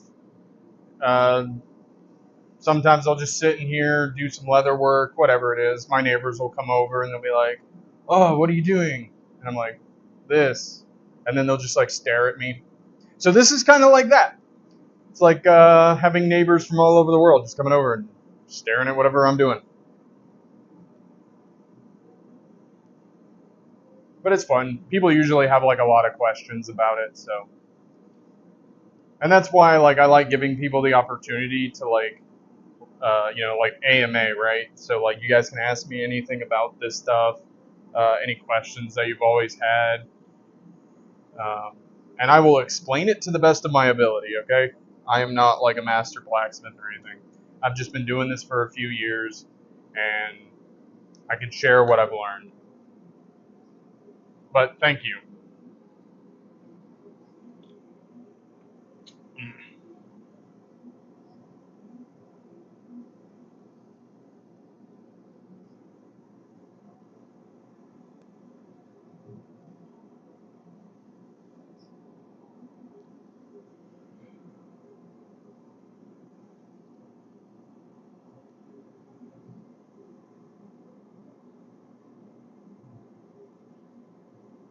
I'm thinking about what the blade tip on this knife ought to look like. I think what I'm going to do is end up drawing it, like, the belly of the blade out more and, like, widening that and then putting, like, a nice gradual curve on it. I just haven't decided what the back side of that knife is going to look like yet. That's the other thing is, like, sometimes when you're blacksmithing, you kind of got to listen to the metal. Like, it'll want to go a certain way, and you can fight it. You can tell it, no, I'm going to make it do this. But sometimes it's better to just kind of go with what the metal wants, and then you can kind of, like, make something that's really cool.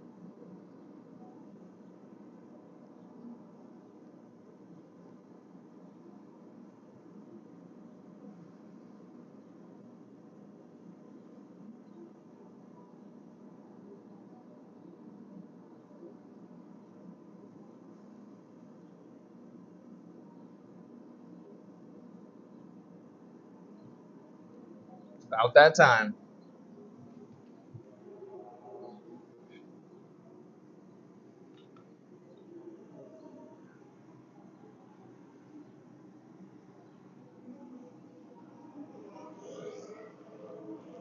Okay.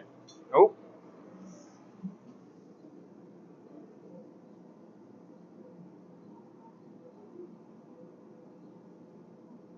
there we go. Okay, so now for the axe, we're going to start rounding that backside off. And what we're really doing with that is just kind of making it a place that you can strike with a hammer, and also kind of like a hammer that you could use in the woods if you needed to.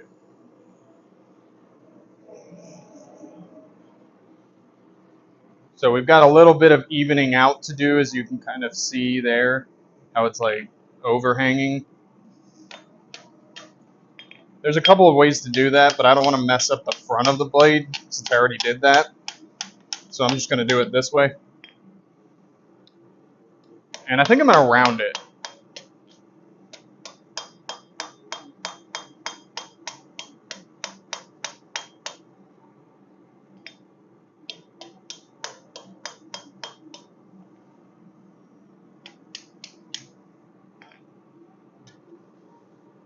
So another way to do it, if you don't want to mess up the front piece you've already been working on,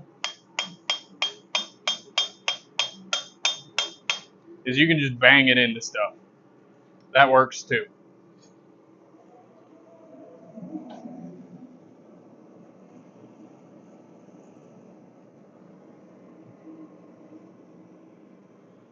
Woo!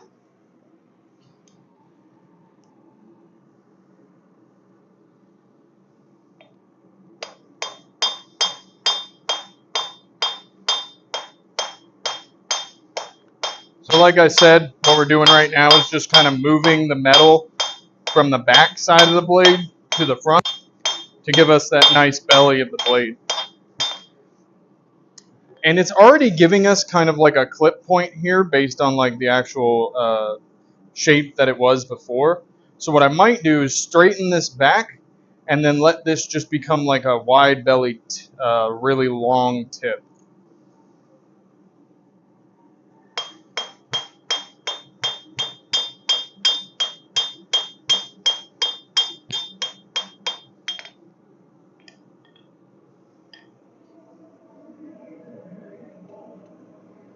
So another thing is, I don't know if you guys remember what that piece of steel looked like when we started, but it was pretty, not the axe one, the knife one.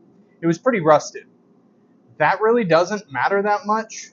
Now, of course, if it's like rusted the whole way through, like, you're really not going to be able to use that. But a little rust on the outside really doesn't matter. It'll come off in the first couple of heats, pretty typically. The only thing that you might be a little concerned about is like if you're not moving enough material to flatten everything out, like if you're just doing real light stuff, um, you might end up with like some severe pitting due to the fact that like the rust penetrated deeper. But typically rust, as long as most of the material is good, rust doesn't really matter when you're blacksmithing because it'll all just kind of flake off.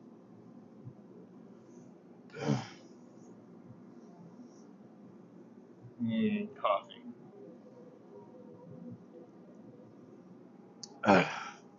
So, for instance, like this is pretty rusted, but you can tell that most of the rust is just surface. So, like, first two heats, pretty much all of this will come off. So, oh, another point about this kind of steel when you're quenching. Like I said before, you're really not going to be able to harden this too much. Not too, not very much past like what it already is. Um, but this kind of steel is a lot more forgiving in like, if you're practicing quenching at a certain temperature, which I do by sight now.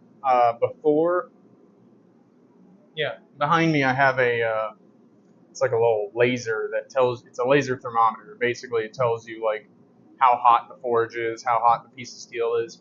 And I used that in the beginning to kind of get like an idea of like what color is the steel in different, lighting conditions, to kind of understand like, because you can usually do the quench just by sight if you know how the color of the steel relates to how hot it is. Yeah, for sure. I mean, I think a lot of people would be a lot more happy if they actually pursued careers that like challenge their abilities in the way that they like actually are. Like, like blacksmithing isn't my like everyday job, right? But like it's also something I super enjoy. So like I don't really feel like I'm working when I'm actually, like, don't get me wrong, it's physically taxing, but like I don't feel like I'm like at a job. I feel like I'm out here creating something.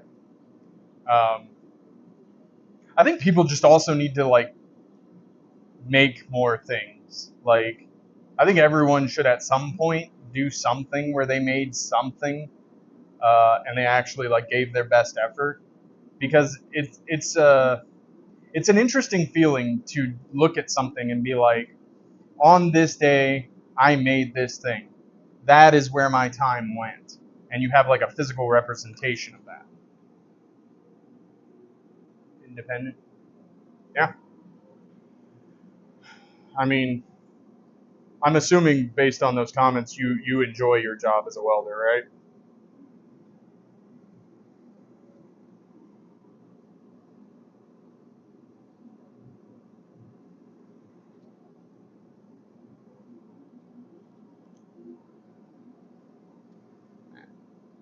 That's pretty much gone.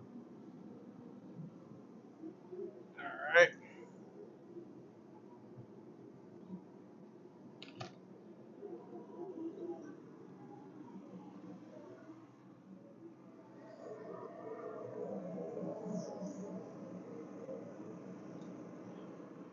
Oh,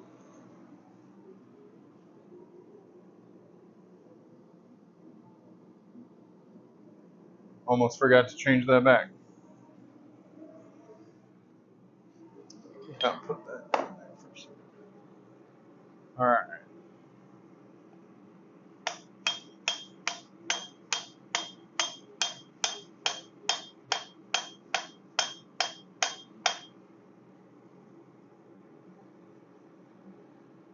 Okay.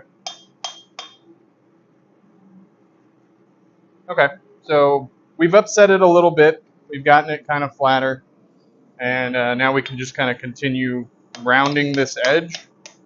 You could dig into this and like separate it a little more if you wanted to make this look a little cooler with like this is a much more clear like cylinder shape that's attached right here. I don't know if I'm gonna do that. I'm probably just gonna round it and keep this as like a very almost like primitive bushcraft kind of axe.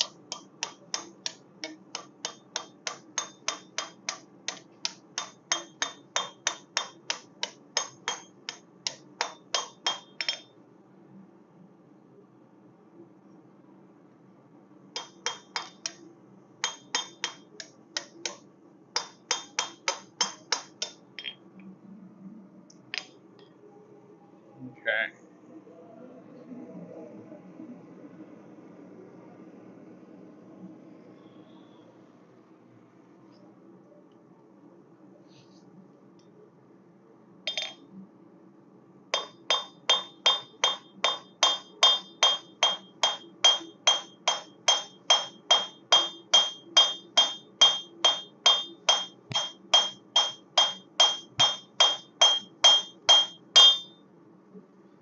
All right, so this is still much thicker than we really want it to be. So a few more heats will have it down, but you also need to look at the backside because like this backside is very thick in comparison. So we're gonna even that backside out, try and pull as much of that towards the front as possible, and then push this into more of a like a bold shape.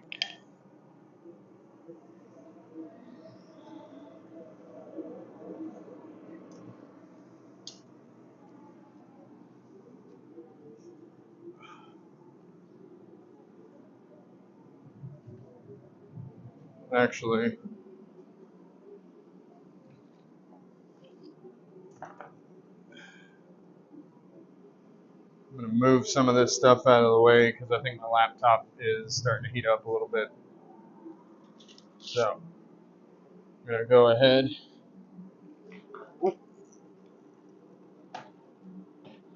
Go ahead and put a fan on that laptop just to keep it cool. Yeah, yeah.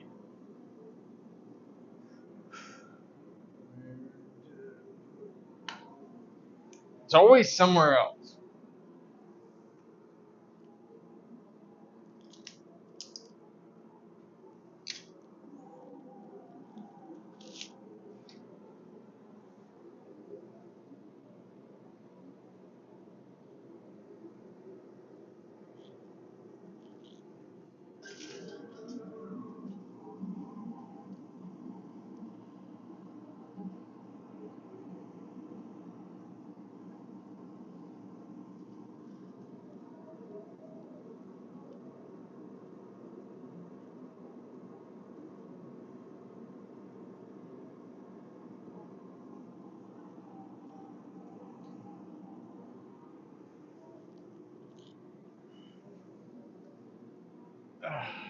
Okay.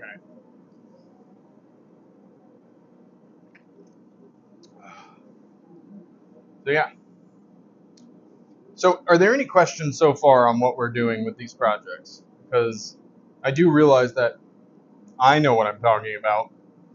I may not be exactly communicating that, so I'd like to know if you guys have any questions about why I'm doing what I'm doing and or how. Uh, those are valid questions as well.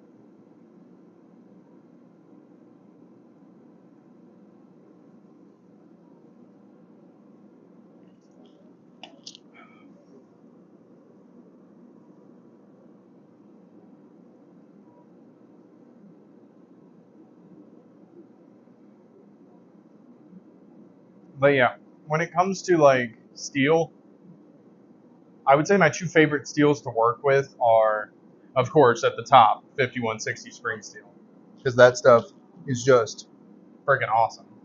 And then right below that is probably 1095, but that's more because like it's probably the one I'm most familiar with after 5160.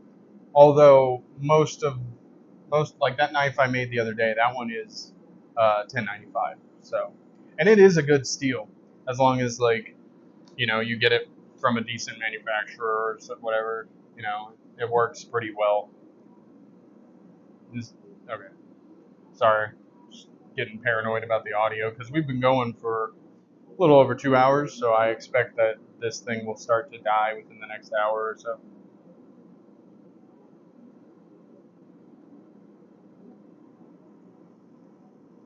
Hmm. Judging by the sound, we may have to change out the propane tank soon too, but that won't take too long.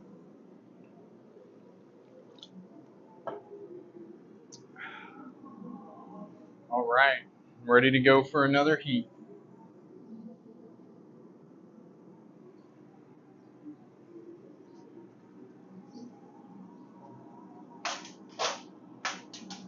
Ah,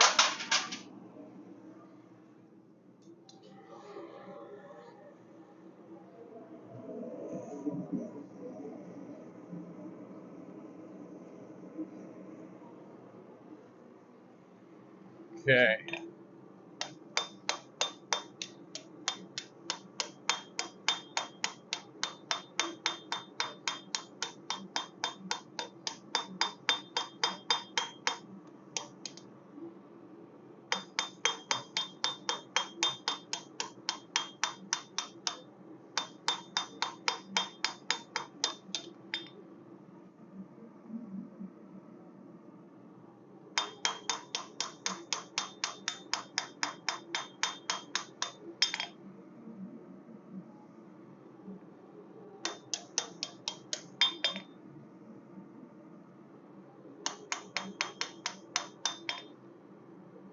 Okay. We're just gonna even this part out. We'll do a couple little slams on the next heat, and then we'll start looking at putting the eye in here.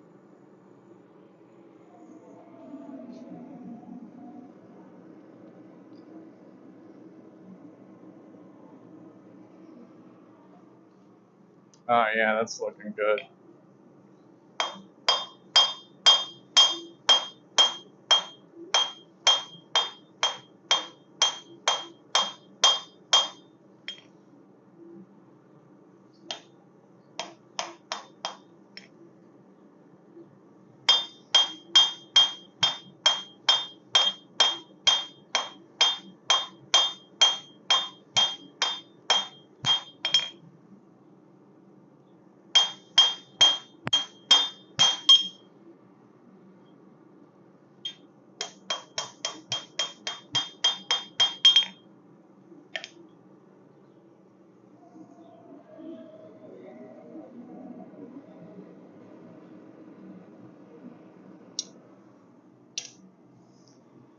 Whew.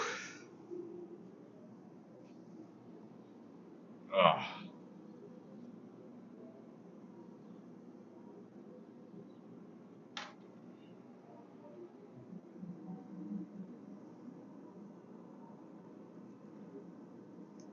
That is one of the nice things about like foraging outside in like the winter is you really don't like have to worry about like getting too hot.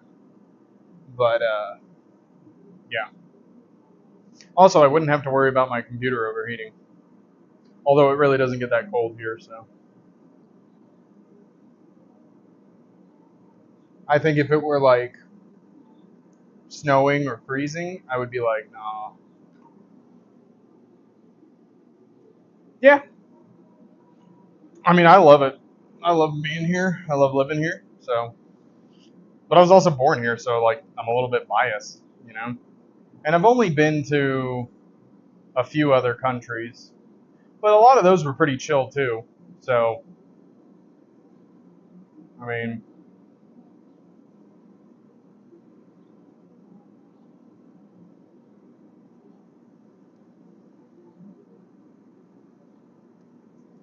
but yeah, USA is a great place to live, especially where I live, which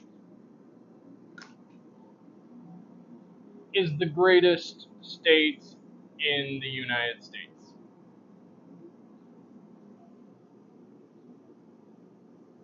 Yeah, there's a lot of welding jobs. My kind of like stepdad growing up was he was a welder. So I mean he did that for years. But yeah, there's tons of welding jobs.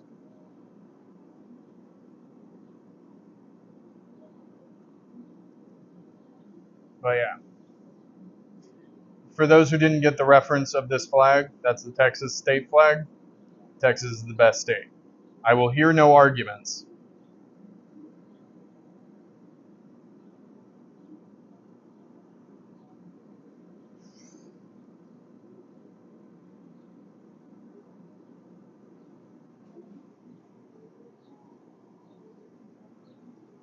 You have a dream to come to the USA? Yeah, man. I mean, work hard, apply. Like Texas is the best, 100%, hands down. You can ask other people in the chat. Is Texas the best state?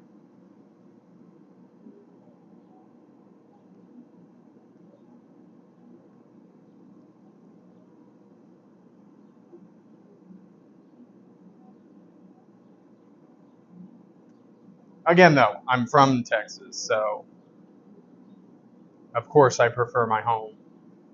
But on that note, I have visited quite a few of the other states, and still haven't found one that I like better. So, but I'm also like a person that enjoys the summer. So, like when I used to ride motorcycles, and I will again. But back before I sold my last motorcycle, Texas has like what we call 10 months of riding weather. because like basically fall and winter take up like 1 month each out of the year, so the rest is just spring and mostly summer. So it's lots of like sunshine, lots of riding weather, lots of like, oh, we can go to the beach whenever we want. And like I used to live in a beach town, so like that was pretty big. You get to go to the beach 10 months out of the year. You just avoid it during spring break because a bunch of yahoos come in.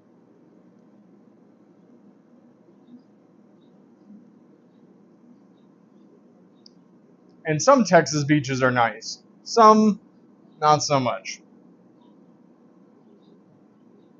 I'm looking at you, Galveston.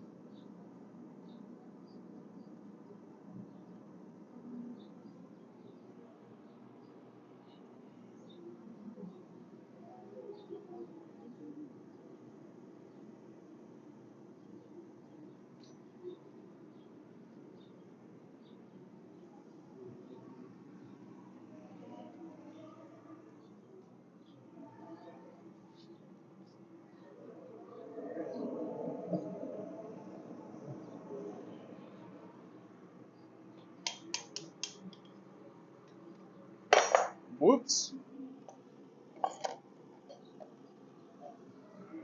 Again, it's always better to let the piece fall than to let the piece fall on you.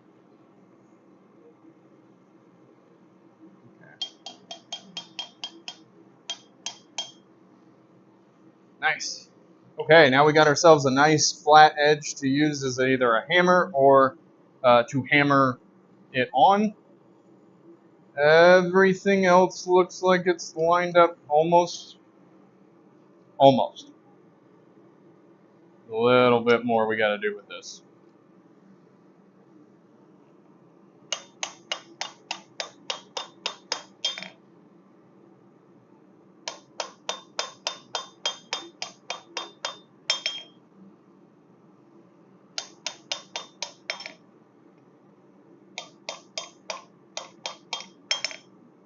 Okay. So, what I'm probably going to do is go grab the little tool that I need. I don't really need it. I could just do it by like looking at it, but it's usually a decent idea to have one.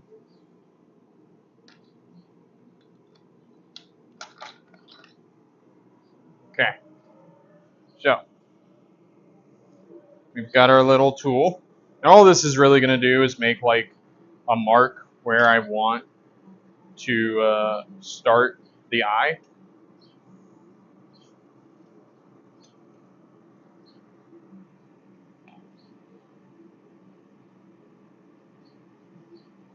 And I'm going to make two. One where I want it to start, and one generally where I want it to end. Okay.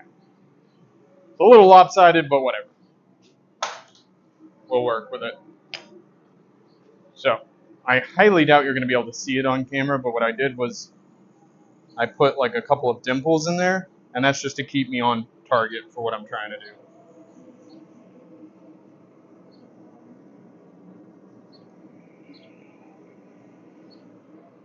Oh yeah, look at that.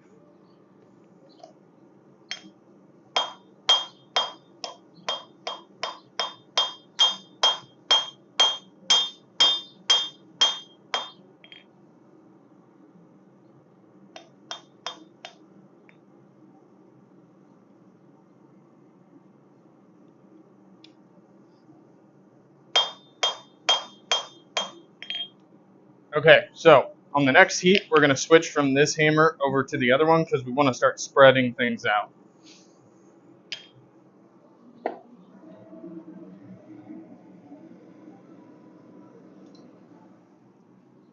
Still doing pretty good on time.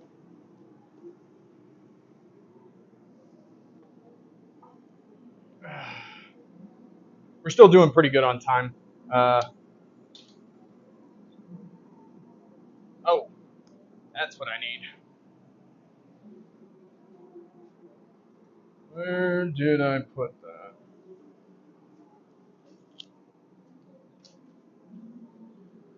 So like I was saying the other day, I ended up cleaning up most of the shop, and when I was organizing things, I put a bunch of things in places where I don't remember.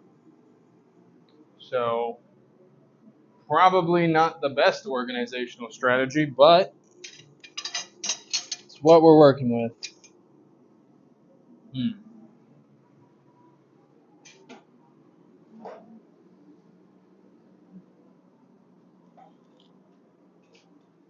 And what I'm looking for right now is it's basically a tool that um, well, actually I did a video on it. It's a slot punch, but what we're going to do with that is kind of use it just to get a hole big enough, and then we're going to go ahead and use the eye of the anvil to do the rest of the work for that.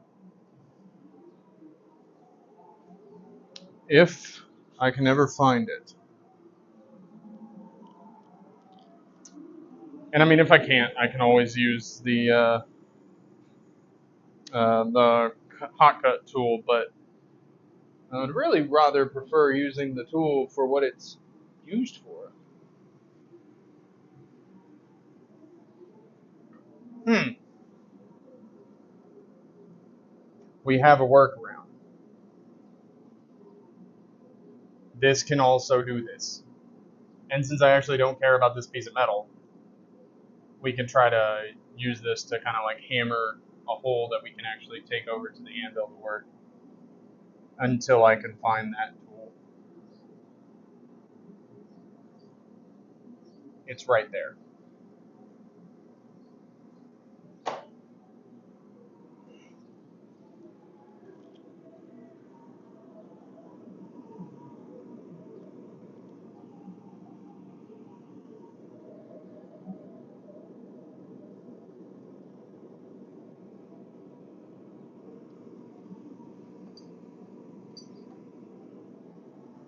It's right there, and it's hot because it's right next to the forge. But yeah, I found it. So I mean, we could also still use the railroad spike because I mean, if you don't already have those kinds of tools made, I mean, you can always improvise. So that's what I had to do when I first started. Just find things that I could either make into a tool or improvise with.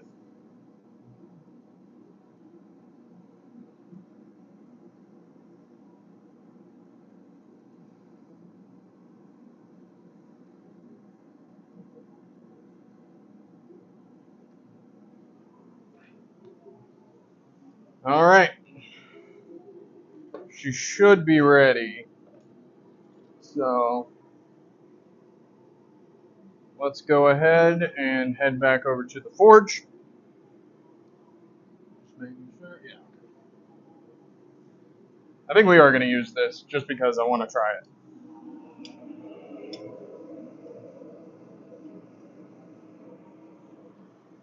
And it's kind of fun as an idea to use another uh, railroad spike to help make this one what I want it to be.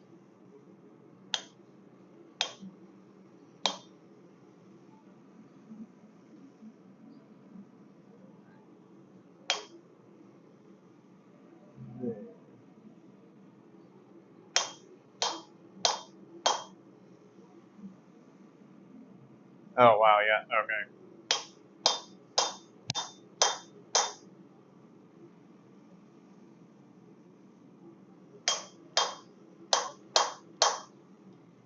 So on the plus side, this is working. On the downside, uh, because we improvised, it wasn't straight, so it is going to look a little janky, but we can work with that.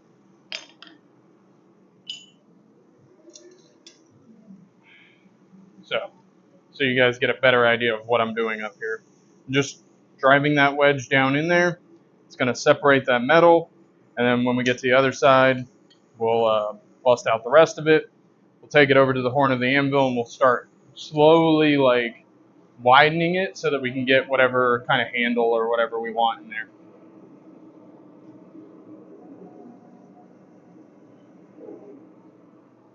All right. Go away.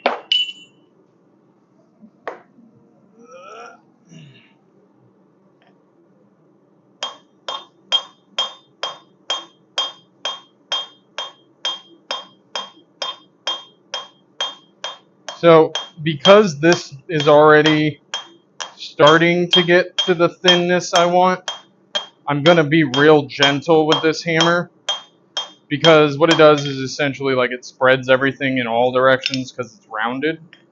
But I don't want to create like a bunch of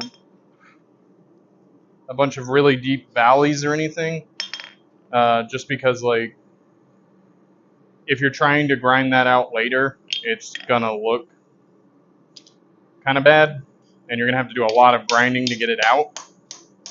Now, I personally like the carburized metal look, so like that's not as big of a deal for me, but like for this, we're gonna go ahead and try to be as gentle as possible with it.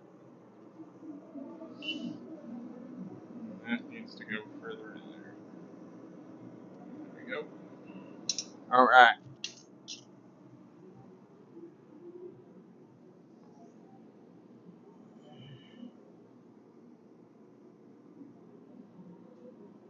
Smoking Dragon. All right, man. You have a good. Oh, sorry. You have a good evening. We'll see. Hopefully, we'll see you in the next stream. Take care of yourself.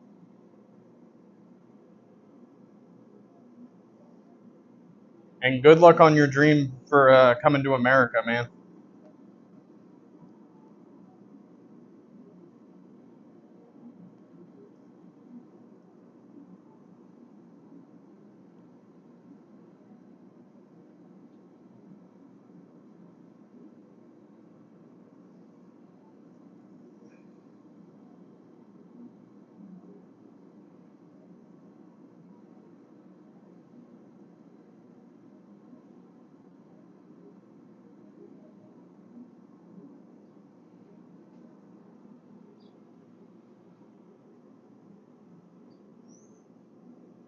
Okay.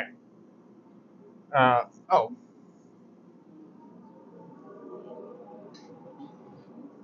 so this was the tool that I was talking about earlier, by the way. Do not press hot metal against your skin. Um, and this is a slot punch, so you can probably see it. I don't know if the camera will focus on it, but all it really is like a little uh, wedge of metal that you use to take out pieces of metal in other metal. This one isn't going to be super useful for like widening the hole and all that, just because it's not meant for that. It's just meant to take out that piece of metal. But these are handy little tools, especially if you're doing more detail work, or I mean, just trying to do anything other than like really basic stuff. I mean, those are super helpful. And I made that one out of 5160. So there's actually a video for that one and the punch. So if you want to see that, you can just hop on to the channel. And I don't remember what year I did that one in, but it's on there.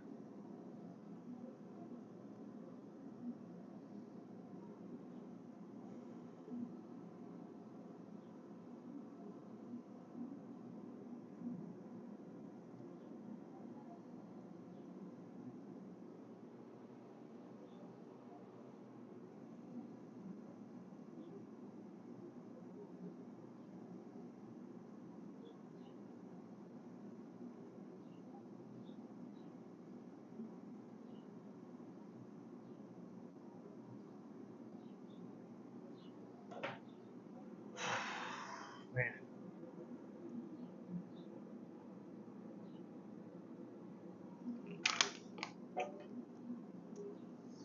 All right,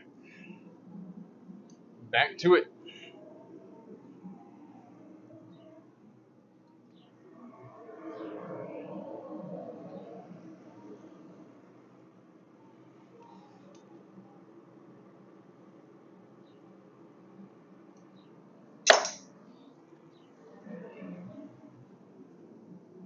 Forgot to do the transition. I am really liking this transition stuff though. It's pretty cool.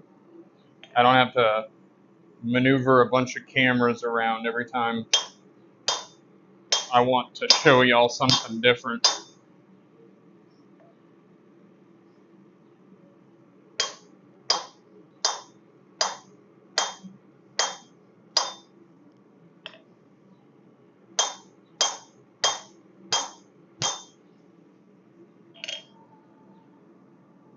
Nice. Okay. Actually, I think I'm going to change the hammer I'm using for this, because we could probably switch over to the mini sledge and then use that.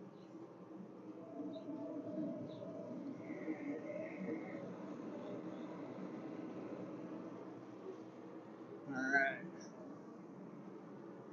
Some of that off.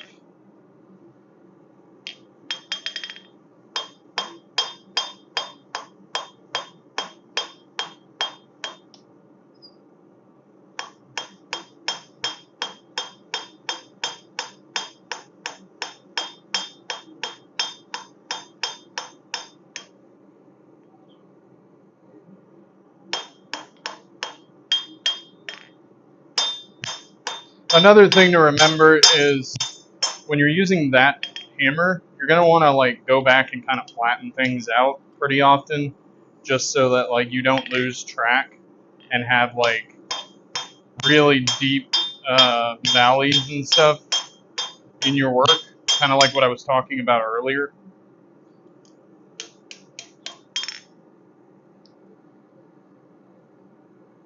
Yeah. Nice.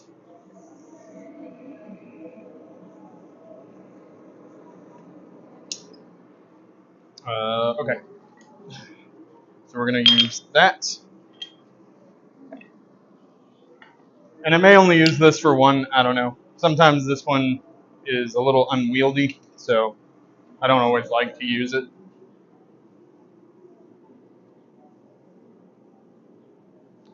But when you're trying to move through metal very quickly, or move metal really quickly, it can definitely be a big help.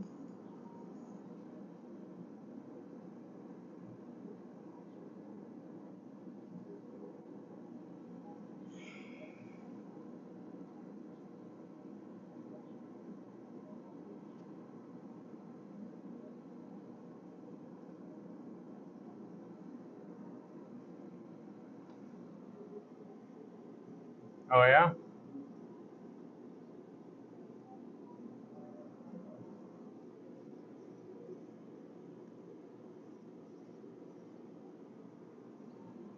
What is Kanishka? What does that mean? Someone Google that for me.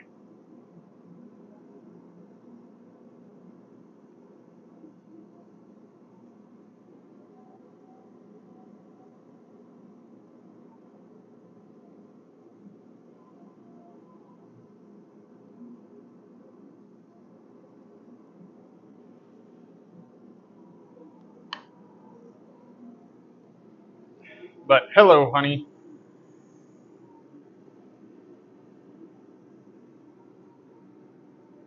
All right.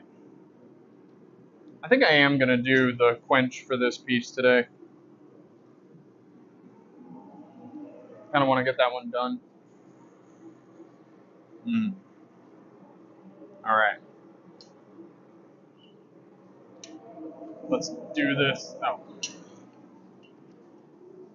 One of these days, I'll remember the transition.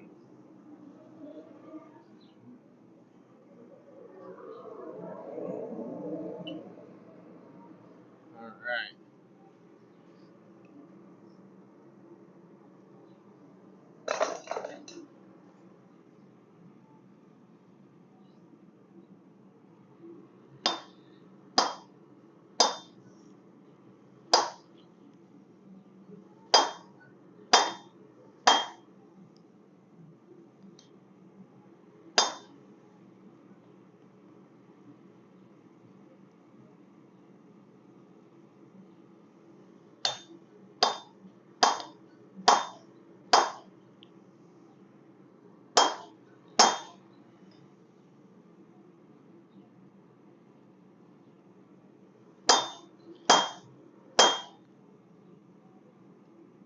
Yeah. Yeah, this is actually working quite well. So, let me give you guys a better look at this. So, we're getting through there. I may end up extending that a little bit, but that's not really hard to do once you have it going, because you just like put a little corner of it over and then just kind of hammer down.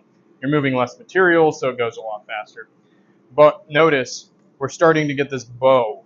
So we're going to go ahead and hammer that out just to flatten everything, because the flatter it is, the easier it's going to be to line everything up. And we don't want our piece getting too far out of shape before before we get to the end of this. And then eventually what we'll start to see is on the bottom side, you'll start to see a darker piece. And what that'll mean is that's like you're about to break through it with the chisel or whatever you're using. So that's when it's kind of time to move over to it's kind of time to move over to the other side. That way it punches the hole out a lot better than if you just keep hammering through the one side.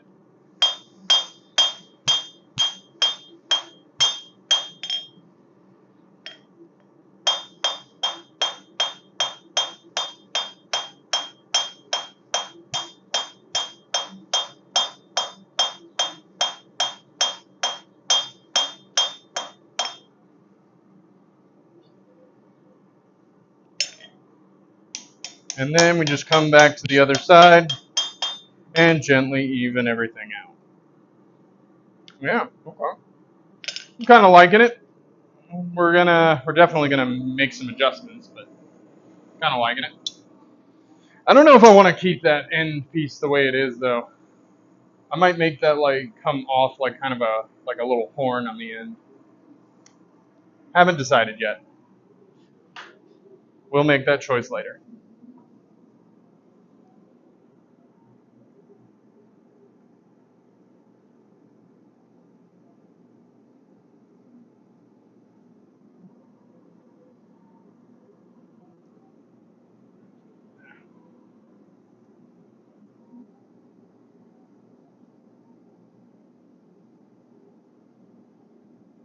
There we go.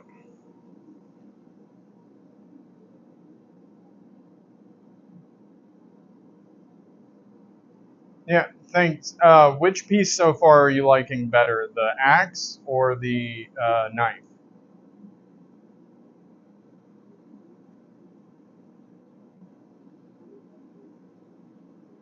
Because I have an idea for the knife, and I think I'm about to change it. I'm about to change the shape of it pretty radically,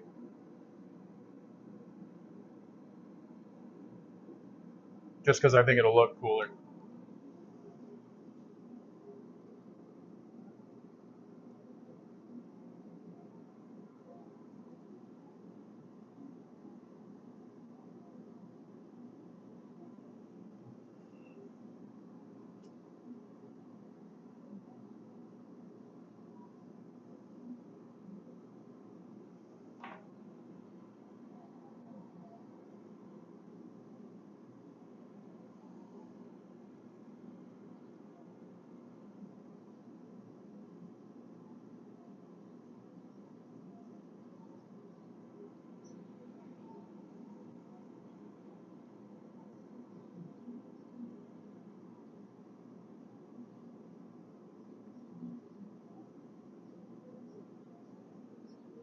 What are we at? 2 hours?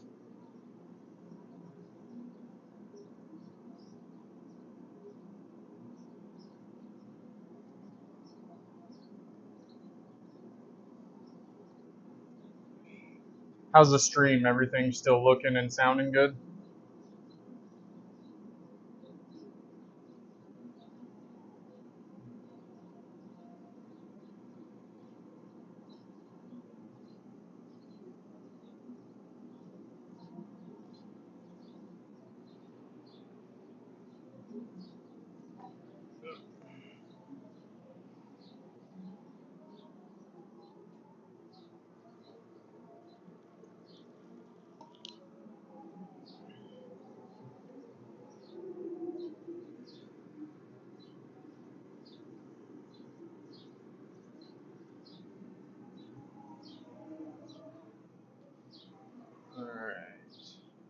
So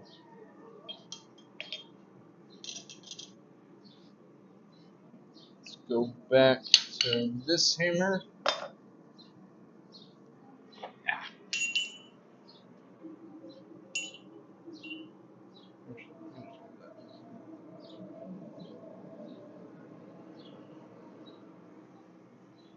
Okay, set that down.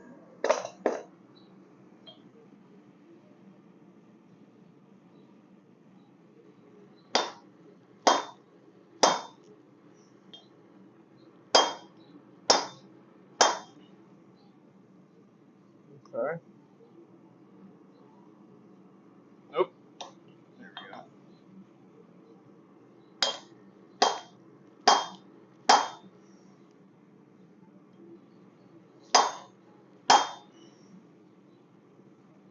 And let's start taking a little bit off the back, just so we can make a wider eye for this axe.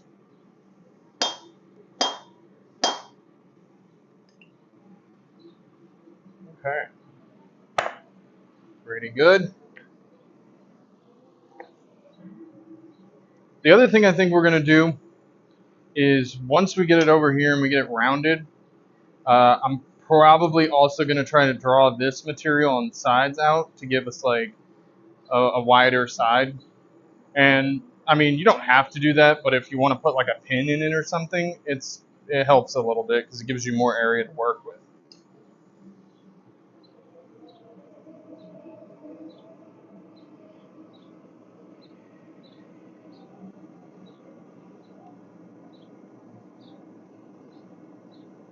Get out of the way.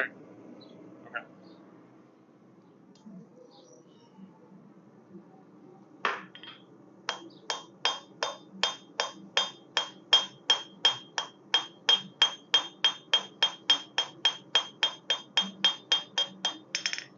So what I was thinking about, I think I'm going to straighten this part along the back, and then I'm thinking about doing like almost like a buoy tip where it like comes in and swoops, and then drawing all that out. So we have this like pretty far out there kind of like bulge, but then like the tip is on the back is like really pointy.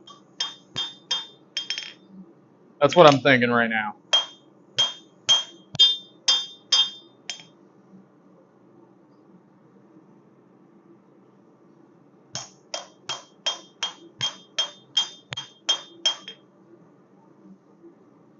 And it's already starting to look like a knife. Still got a ways to go though, because it doesn't just need to look like a knife, it needs to function like one.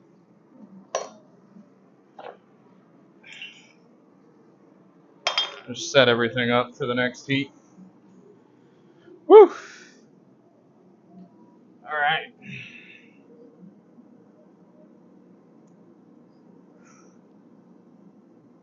Where's my other water?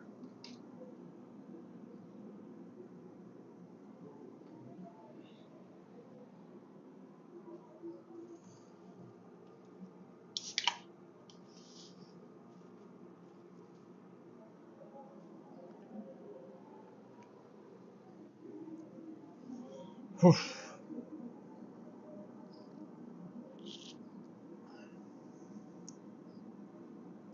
Mm.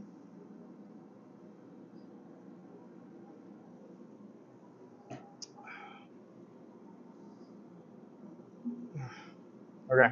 So I think it's probably going to take us like, just based on like how long it has so far, I think it'll only take us a couple more heats uh, to start working on the eye.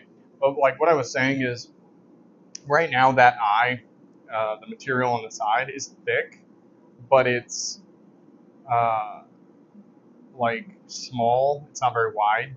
So what I'm going to try to do is kind of like spread that out over the horn.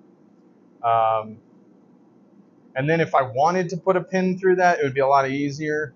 A lot of people don't. From what I've seen, I mean, just generally, People opt for like using a wedge in the top, and I think that's just because it's easy to like swap out a new handle if you need to, stuff like that.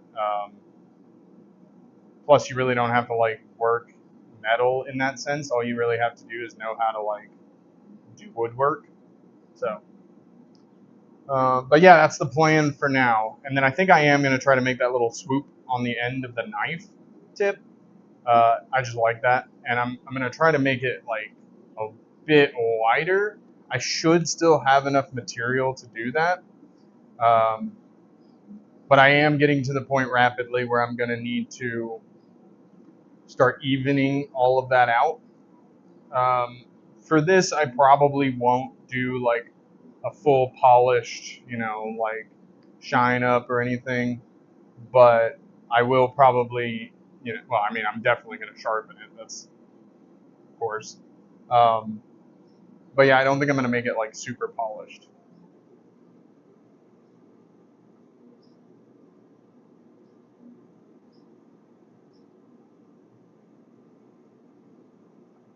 I hesitate to ask this, but what song are you talking about? And the answer to your question is no.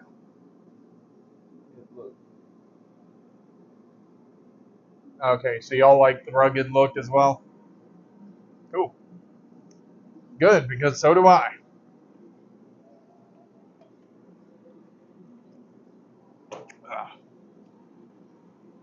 Yeah. I don't remember the name of the song. Are you having a seizure? Is that a real song? Yeah, so I'll leave the carburization on most of the axe and the knife. The only parts I'll probably like grind or smooth out or do any of that stuff with, which would remove that carburization, that black layer on the outside, is going to be the hammer part of the axe and then where the edges are on both the axe and knife. So that's how that'll work.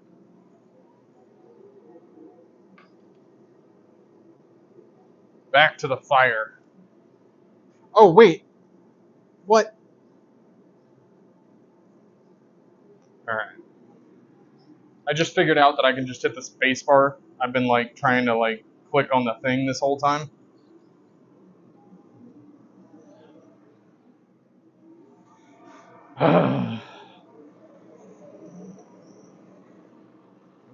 Okay.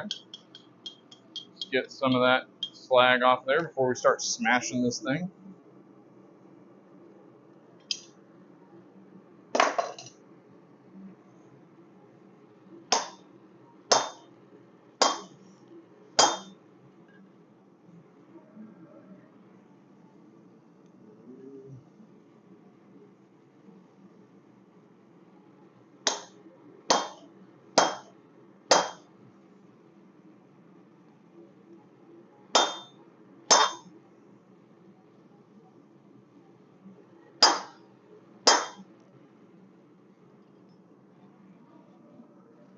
All right, we are almost through this.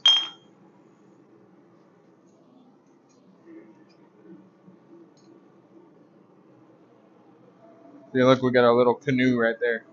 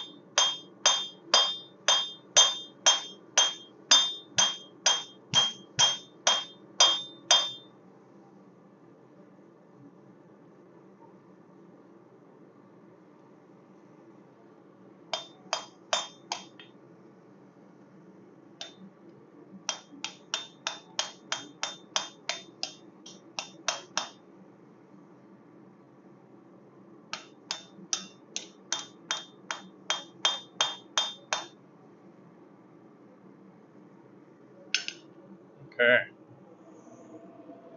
Yeah, I mean, that's going to be a pretty thick spine, but that'll be okay.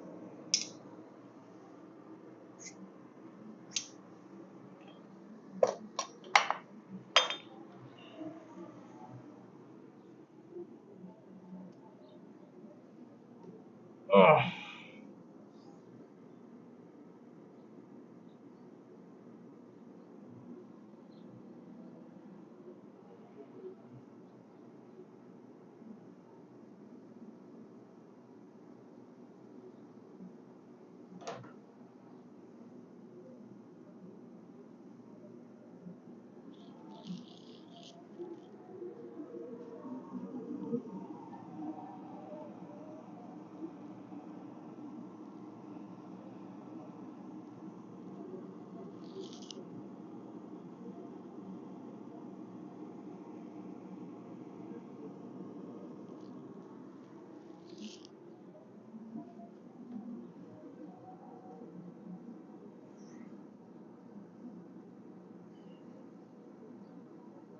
Oof. Okay, wait. Yeah, I mean, I think it'll definitely gel. Like the axe is going to be probably a lot more rugged looking. I still haven't decided what I want to do with that little bit on the pommel area of the handle blade of, or the handle of the blade of the knife. I'm really leaning towards like kind of trimming it down and then just making like a little, that little swoop right there for your hand to fit in. I don't know. I am liking that idea more and more though.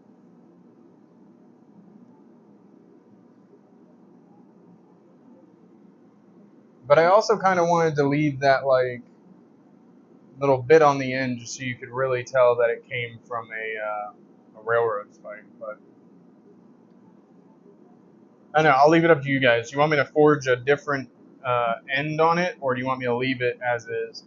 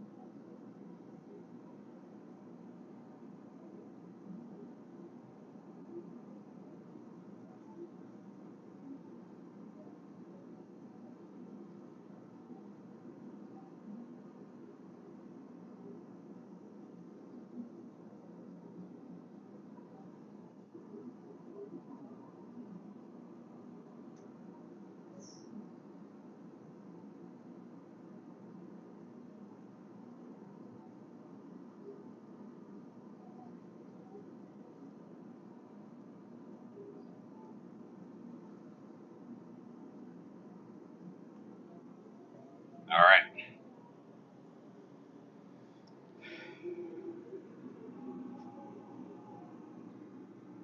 Oop.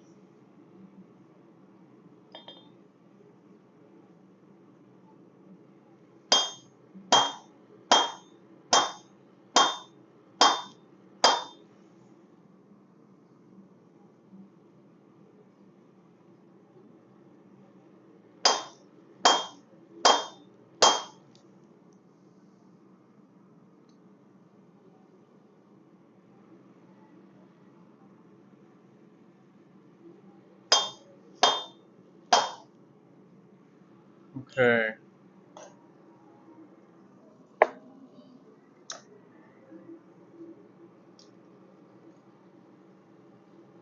Yeah, I can start to see it like pushing a shape through. So that kind of just means that on the next heat, I'll probably come at it from this side and try and like push everything, all that little bit of material that's in there, I'll try to push it out the other way, and that should break it open, and then we should be able to start moving over here.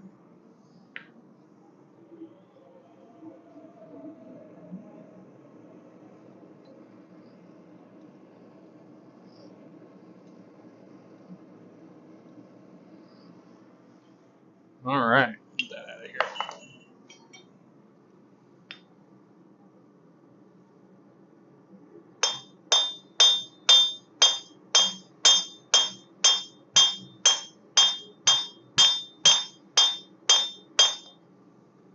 Yeah, see how that material has gotten a lot thinner, so we're losing our heat a lot faster. Good thing is that also means it'll heat up faster, but or you could drop it and ruin the whole thing. I'm just joking, that won't ruin it. Unless you've already hardened it. Do not drop it if you've already hardened it. That will be a sad day, because there is a very high chance that you will actually break it.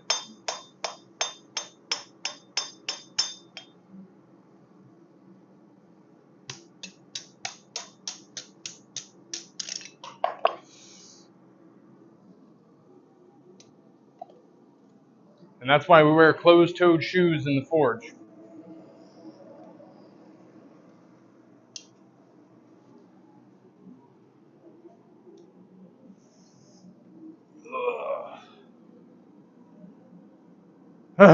Yeah. See how long we've been going? Almost 3 hours. What is it? Wait, that's not the right time. 1? Hey, I'm starting to get a little hungry, so.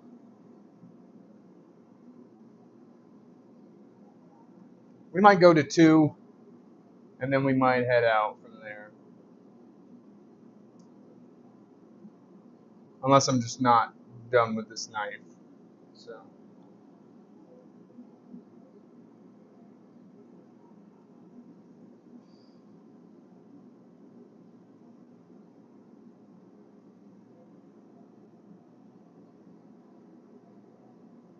Everything looking good, though? Yeah. I'm still playing around with some stuff, trying to get some stuff to work. Um, that's why, like, I didn't start on time today, or at least not when I'm. Well, that's not the real reason. I didn't start on the second time that I wanted to because of technical difficulties. First one was because I slept late. I was going to start at 9, and that's probably what I'll be trying to do more often. Is start, 9 a.m. Central Time, and then go from there. But I don't know. Sometimes you just like sleeping in on a Saturday.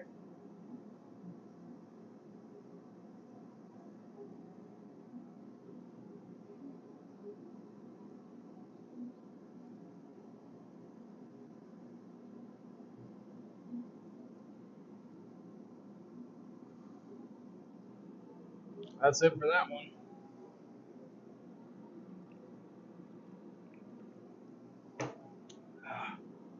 All right. Let's get back there and finish up these projects.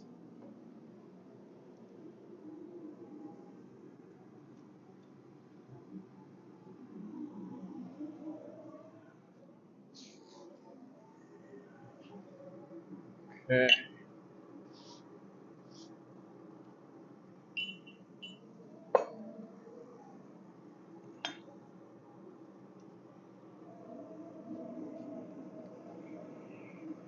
So for this one, instead of doing that side, we're going to flip it over. And because of the difference in the metal, we can kind of see where the heat is, or where that trench we made is. We're just going to try and line it up as best we can.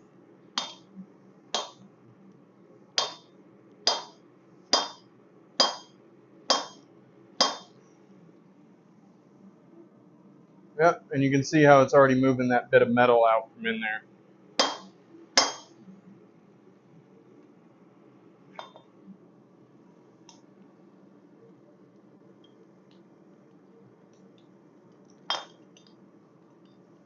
Yeah.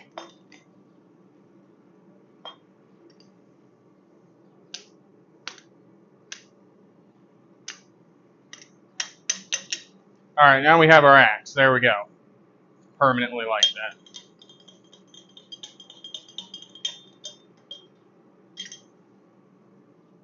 Fine. You don't want to let go?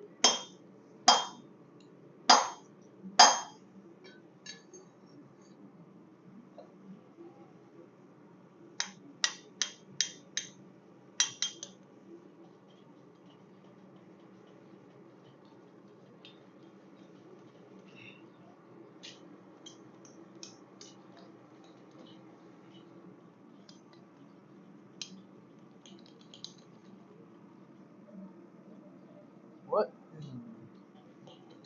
There we go.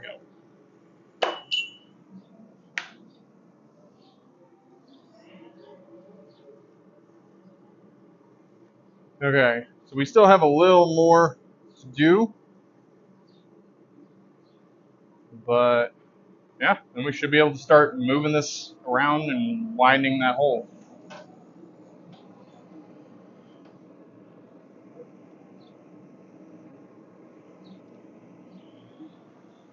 All right.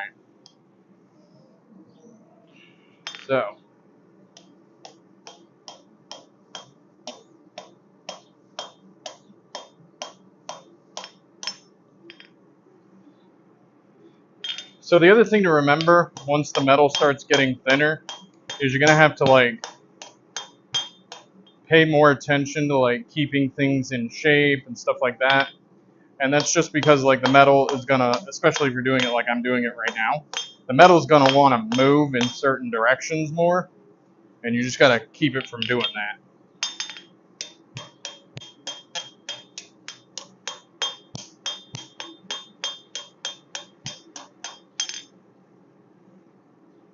And if you're curious, all I'm really doing right here is just kind of flattening everything out to keep the general shape. So we're gonna do a bit more right here on a swoop, and then try to make this more of a point.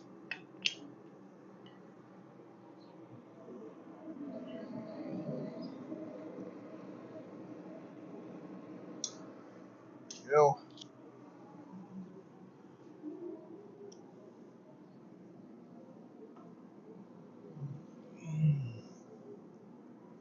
Where do you people up on a Saturday morning? Oh my gosh. Would you quit with the freaking sparkling water?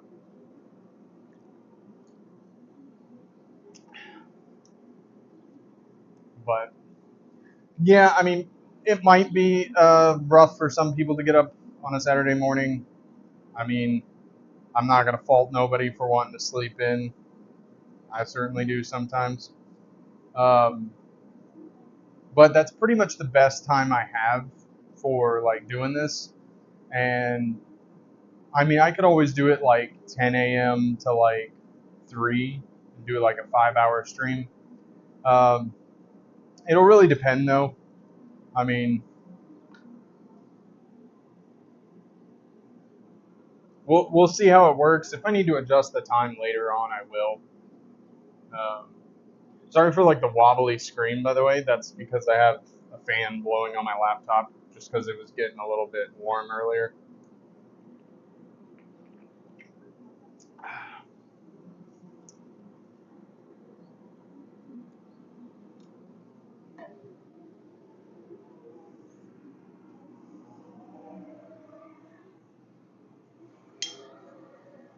All right. So do one more cut to open up the rest of that, and then we'll go over to the hardy hole, start opening it up as much as we can, and then we'll move to the horn of the anvil. Yeah, look at that.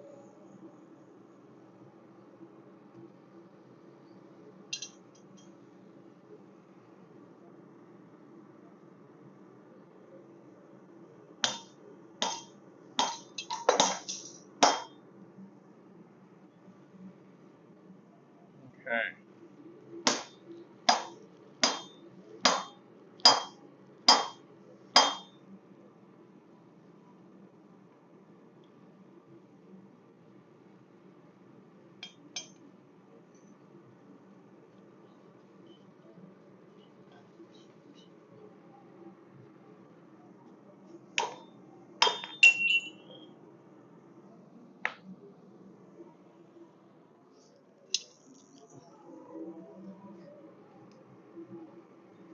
Okay. So based on how that's kind of warping, probably going to want to go the other way in, kind of widen everything out on that side just to even it as much as possible, because it's not quite big enough yet for that horn. Normally I would use a drift, but I don't have one that's that big. I do need to either get one or make one. I'll probably make one. Maybe that'll be one.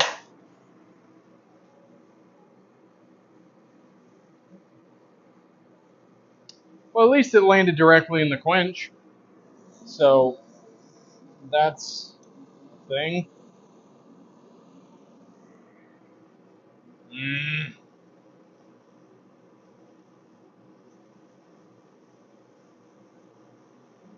Okay, well now we just have to burn off all that oil. It's irritating.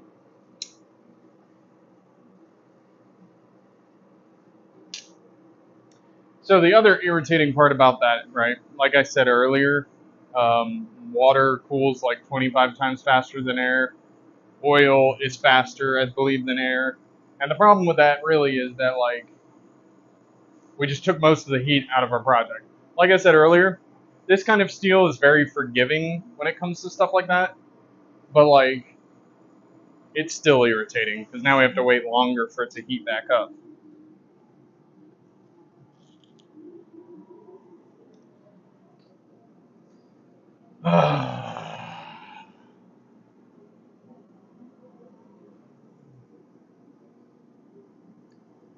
Sorry, I realized I forgot. Y'all probably didn't see any of that. But I pulled the knife out of the forge and it slipped out of the tongs and went directly into the quench.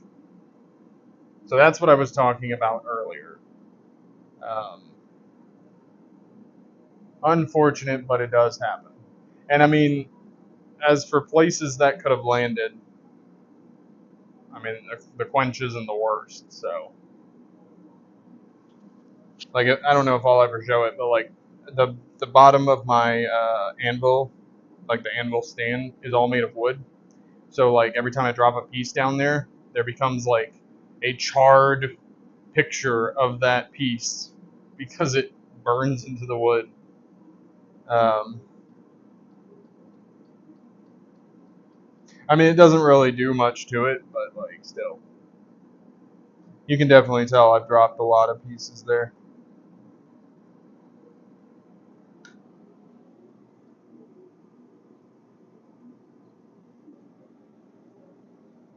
And now we just have to give it a minute so that it actually heats back up and gets rid of most of the oil.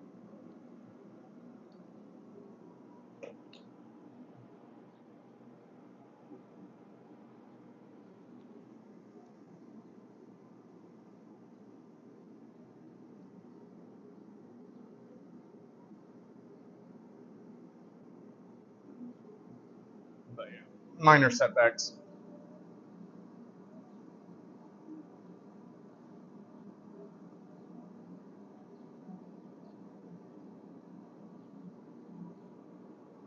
Man, that's irritating.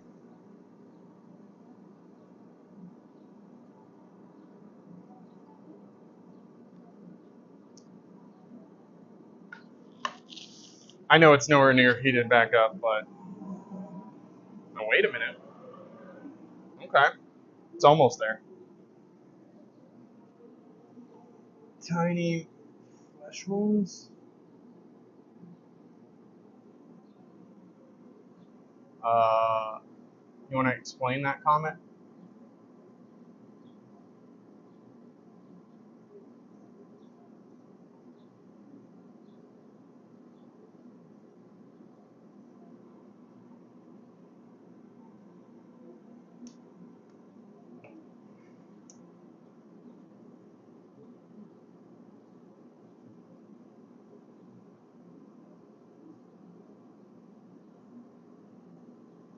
Oh, minor setbacks. Yeah. Yeah. I mean, it happens. Like I said, I've melted the entire piece I was working on before, and yeah, that's a little demoralizing, especially if you're like halfway done with a piece and then you just forget that it's like, you know, there for too long. Because in a coal forge, that'll absolutely happen. Like that is pretty forgiving. I could leave those in there for probably an hour, and the only thing that would happen is like the piece would be like really fucking like hot. I mean, I don't think it would. Well, it might damage it a little bit, but probably not really that much. But in my old coal forge, if you left it in there like a minute or two too long, you were done because there wouldn't be anything left when you got back. So that's another reason why, like, I would say if you're gonna do this, like, if you want to learn how to blacksmith, I would say get a propane forge. Plus, propane forges are usually as cheap or cheaper than you can even make a coal forge for. Um, and then like the fuel is also just kind of easier to work with, but um, when it comes to the coal, you have to pretty much order that. You can't just go to the gas station and buy coal, usually. Um, it heats up to really, really hot temperatures, so it's really easy to burn or melt your piece of metal. And then, you know, on top of that, you also have to focus on like fire management because if you don't manage like all the crap that gets accumulated into clinkers inside the actual forge pot, I mean, it'll ruin your fire and you won't get the heat you need. So, like, there's a lot that goes into that. Um,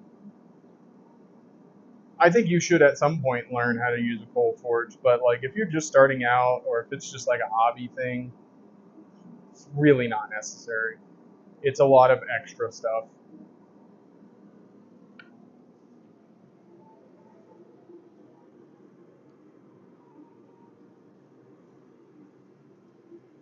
I remembered that time. Okay, looking good.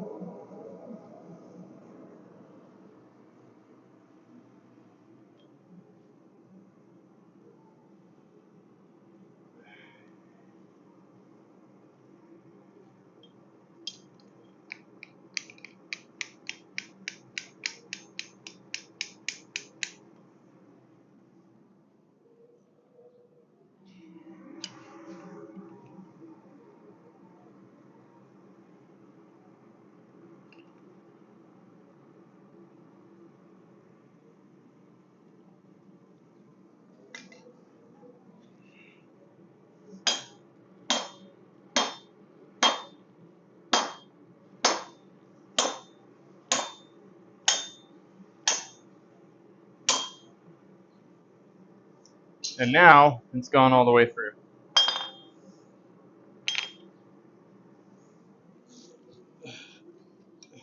So that is pretty much as wide as we're going to be able to get that hole, that hole um, with the railroad spike.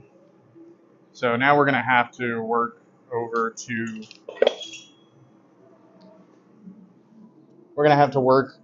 the horn.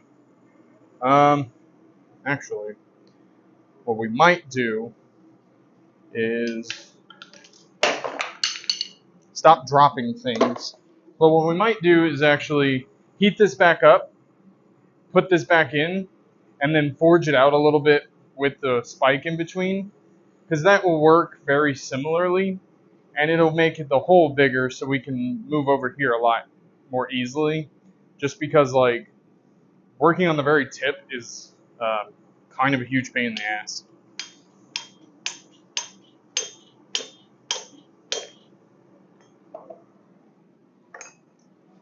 Sometimes you have the inclination to like accidentally touch the piece.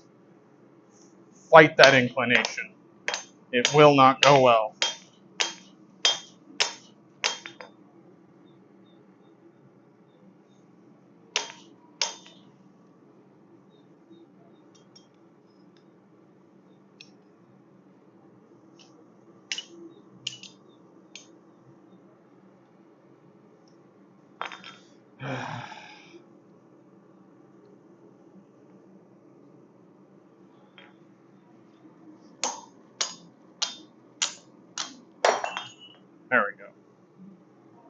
Yeah, so now that hole is a lot bigger.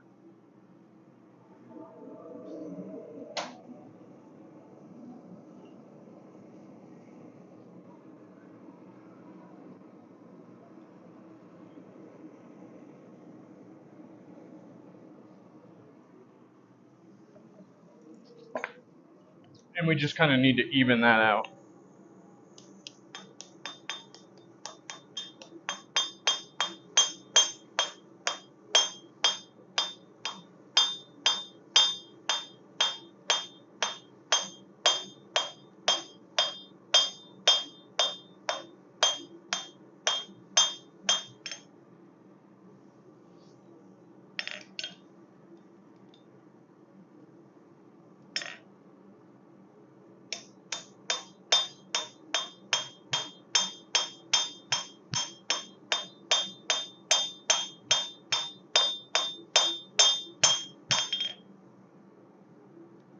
Okay, yeah.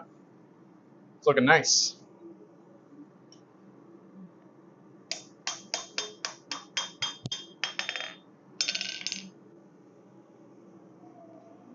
I'm kind of digging the knife.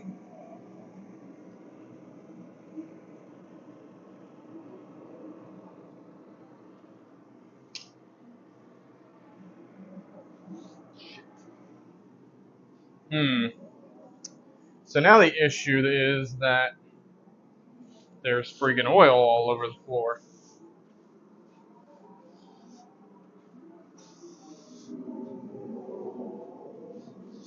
But you can also just sweep dirt and ash and stuff over it and pretty much just pick it all up.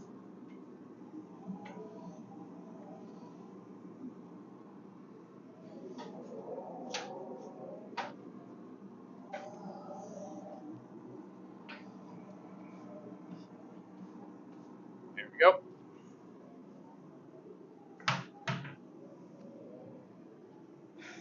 Alright. Now we wait.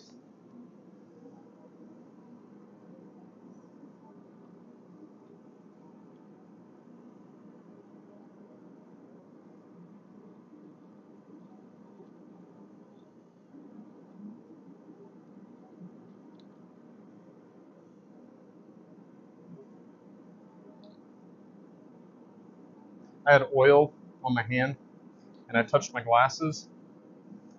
So there's a bunch of oily shit all over them.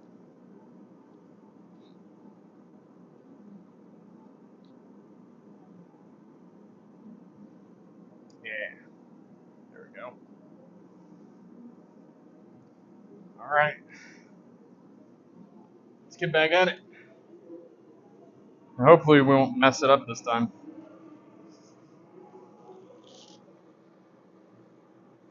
Well, we can work the knife. The axe isn't quite to heat yet.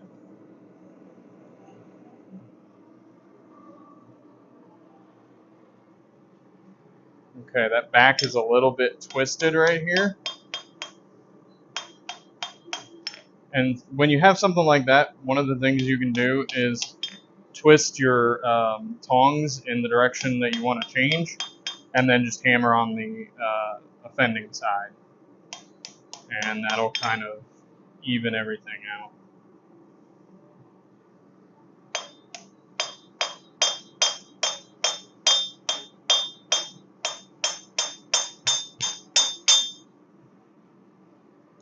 Yeah, see how thin that is now on the front?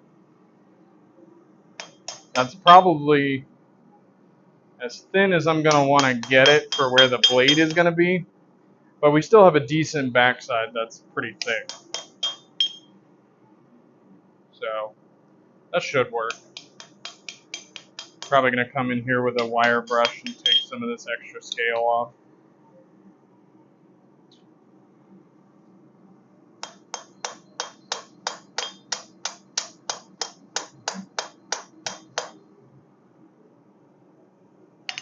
Mm.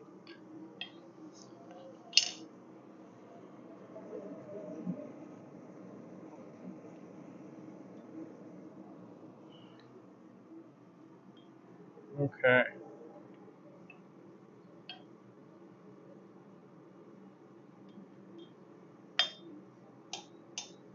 So let's start to even this out. I wonder if it will fit on here yet. Kind of.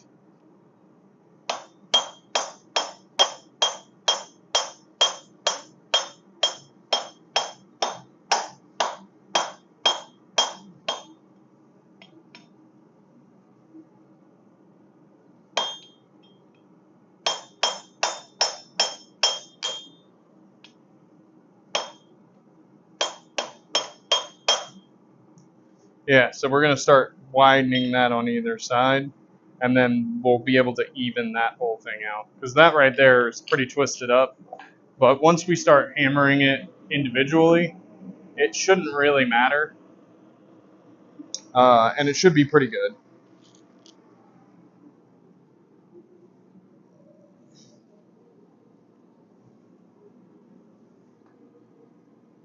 Yeah, I'm also digging the knife. It's actually coming out better than I thought. Might be a nice little blade.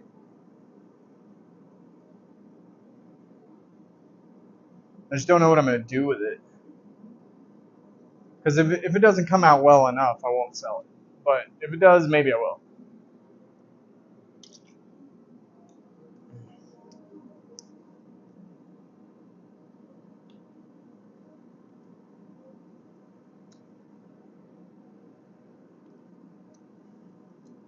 I'm just not sure what kind of knife it's going to be. Because, like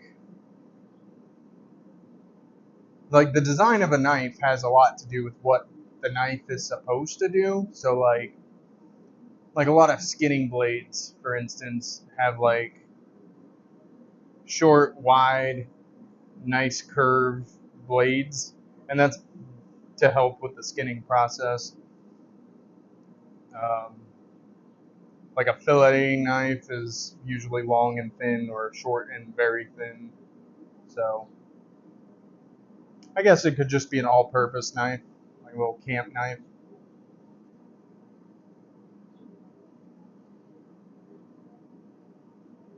Yeah.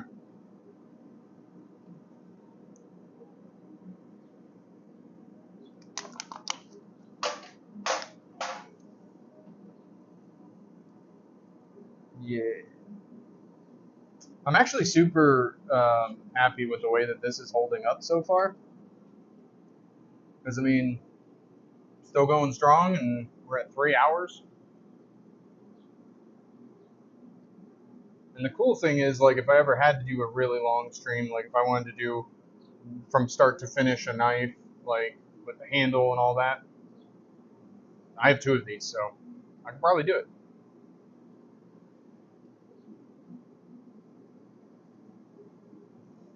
I will say, though, it is getting hotter, so.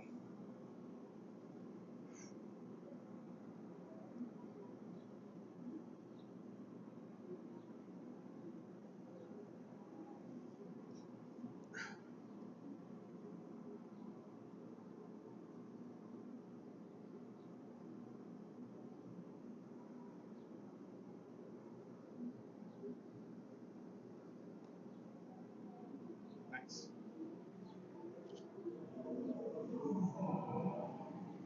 All right. It is that time again.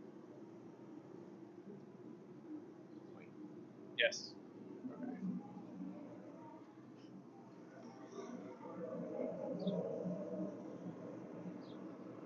Okay.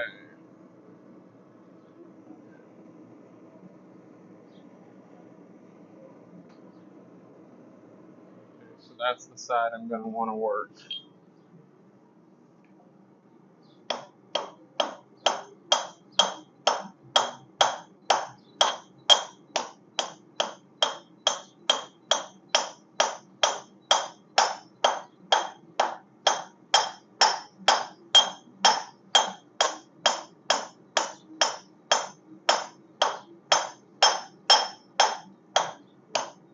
So our first goal is just to kind of even out the eye, just because of, like, when we pushed that railroad spike through, it kind of, like, made everything weird. So, but once we get that eye kind of like rounded out a bit more, a little further up the anvil, we'll spread the material more. Then we can focus on getting this and this lined back up.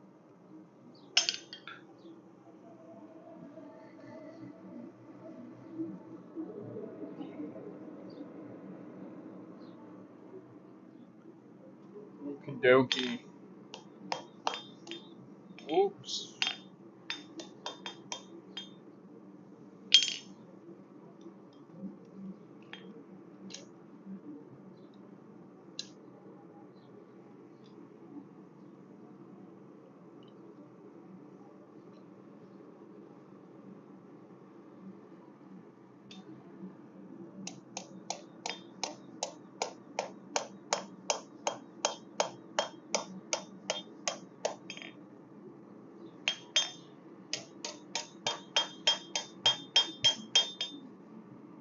Okay, we're getting there.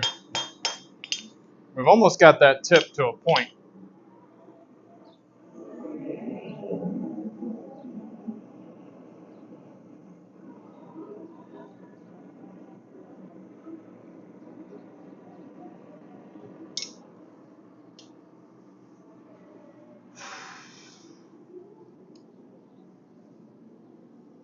Oh,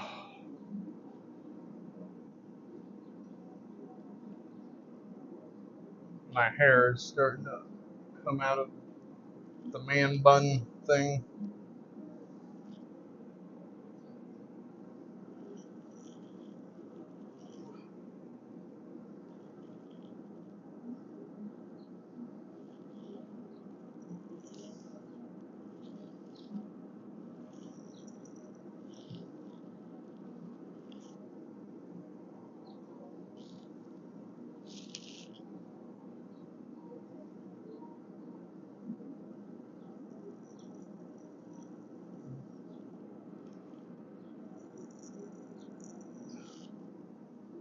There we go.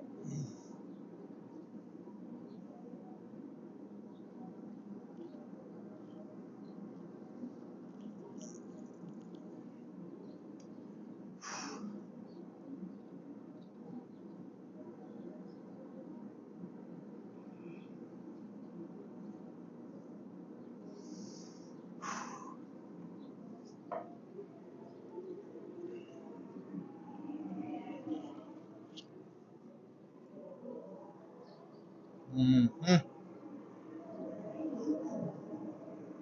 right.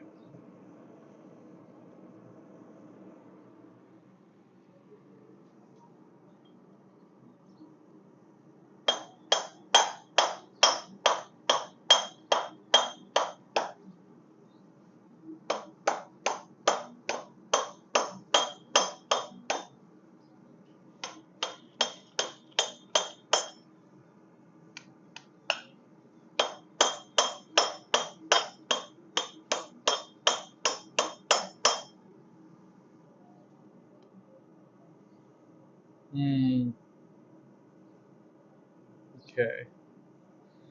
Yeah, so you can see these are still pretty thick, but we're slowly making that little piece in there bigger. So at some point, we should probably start deciding what wood we want to use for a handle.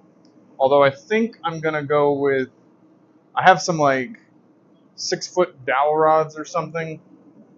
Not quite sure what material they're made out, what wood they're made out of, but those would probably work.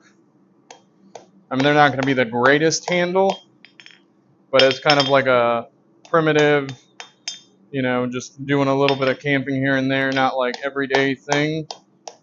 I'm pretty sure it would hold up.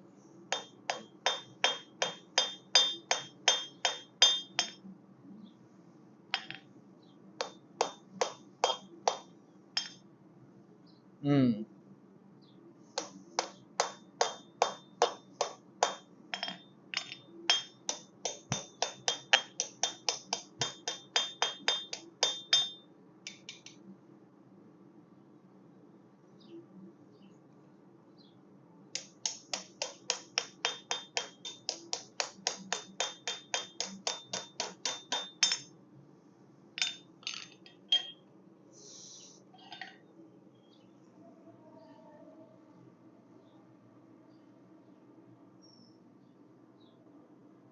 Oh,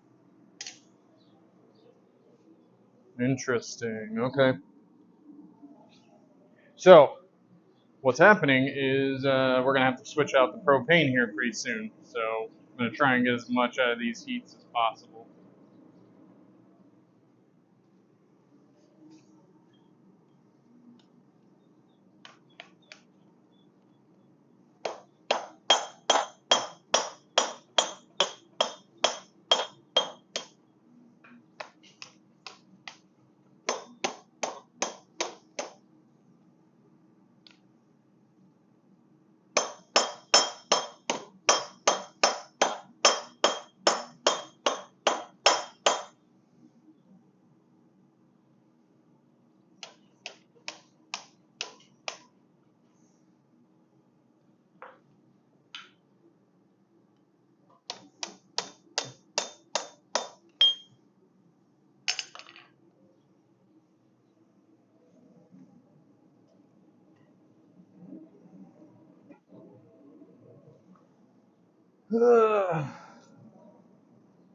Yeah. And it's okay, because I have another propane tank over there. So, yeah.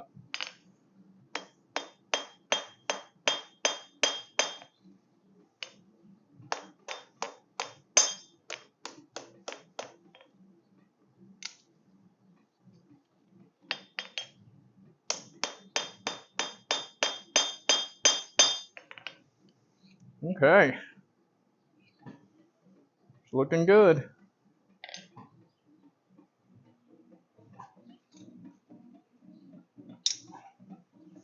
Alright, we're going to have to swap this one out.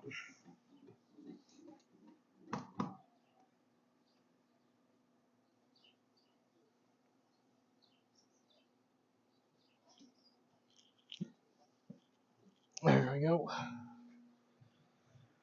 Oh, got to get the wrench or a pair of pliers. That works too.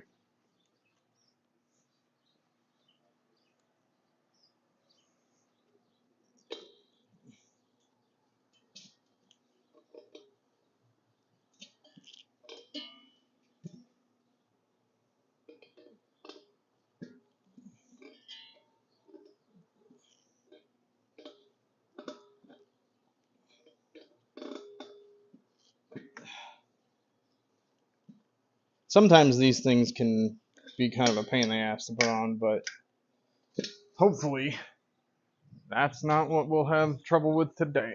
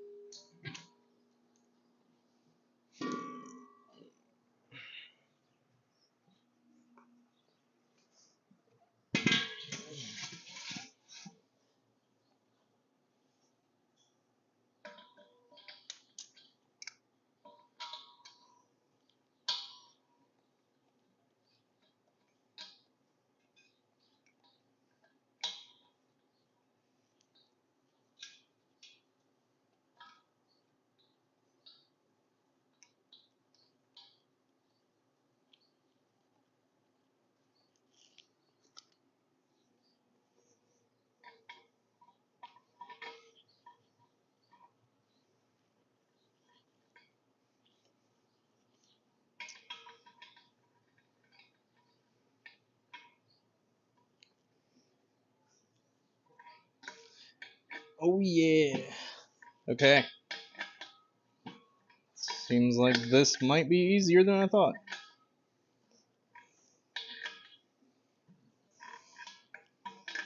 Maybe this is making up for dropping the piece in the quench earlier. Okay. There we go, baby, and we're back in business.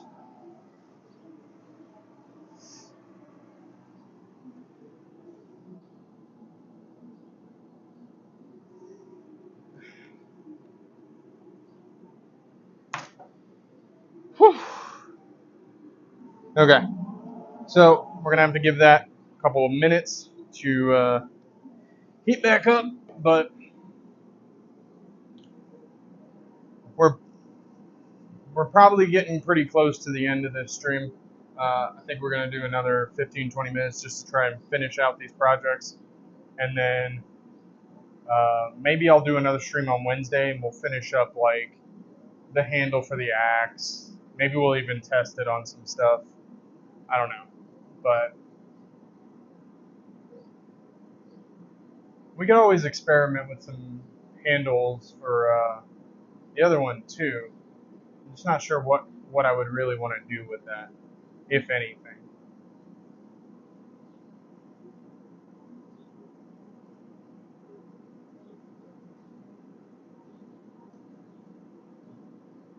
Although you could always do like a handle, like scales on the side, and just like trim down that thickness in the handle, or even like widen it out a little bit, and then put handle scales on, and then just preserve that little uh, top of the spike. You just have to fit them in there. I mean, that could be a way. Who knows? If you have suggestions, let me know.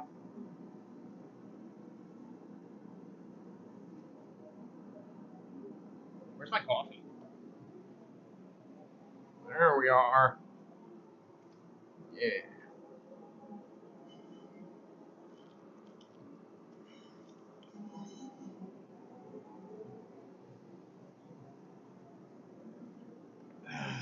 I am 100% going to order food. I've earned it.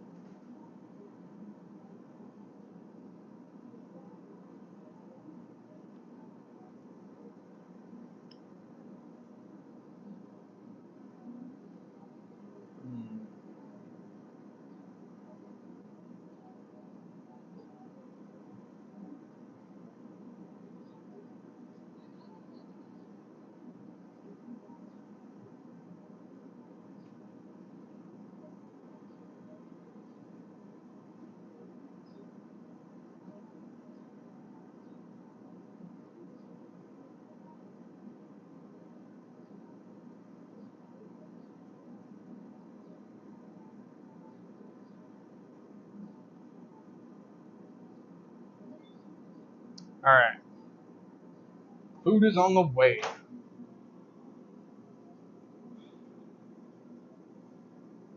All right. Let's see if we can get this done.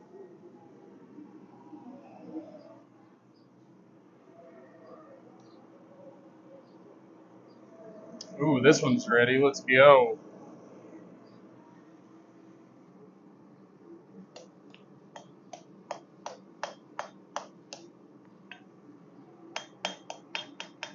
I'm probably going to grind that last little bit out.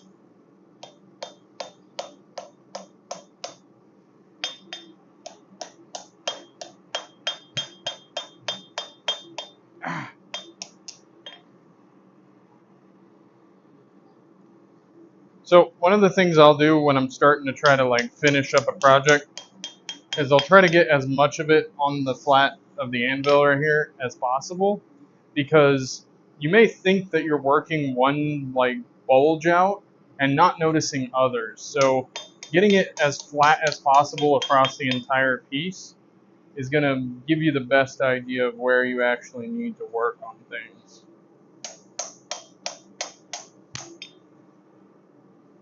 And then, of course, just giving it a good look.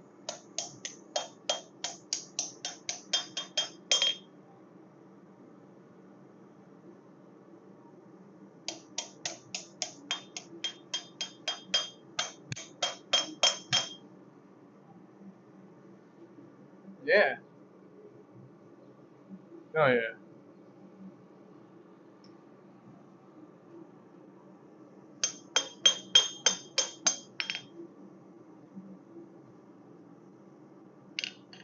All right.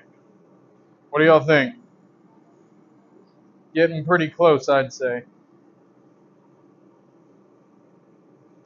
To me, that handle is a little small, but I mean, in general, not bad. All right, emergency decision. Should we flatten this out and widen it out more so we can put handle scales on this and preserve this, or should we leave it as is?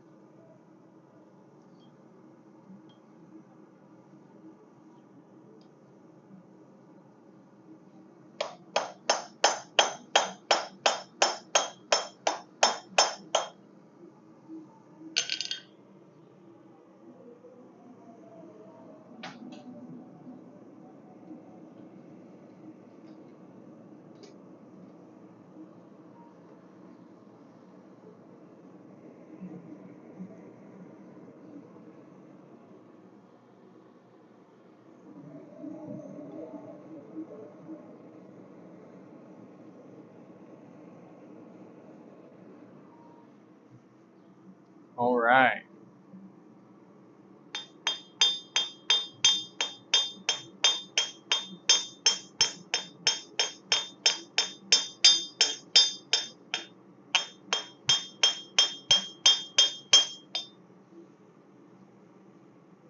Hell yeah.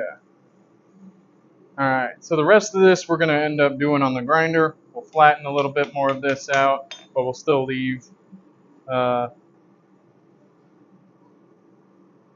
actually, no.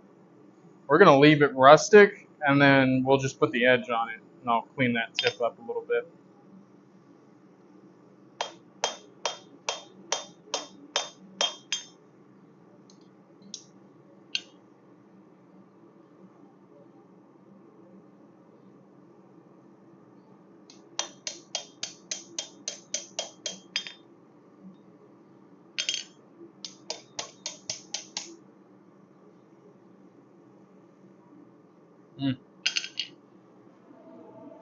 Alright, decision time.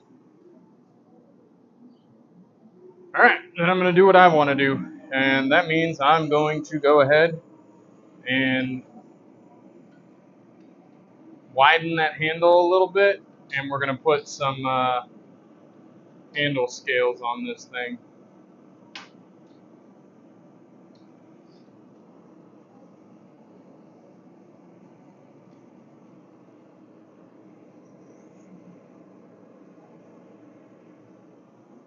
But we'll do that later in the week. I'm just going to flatten it out right now. Alright.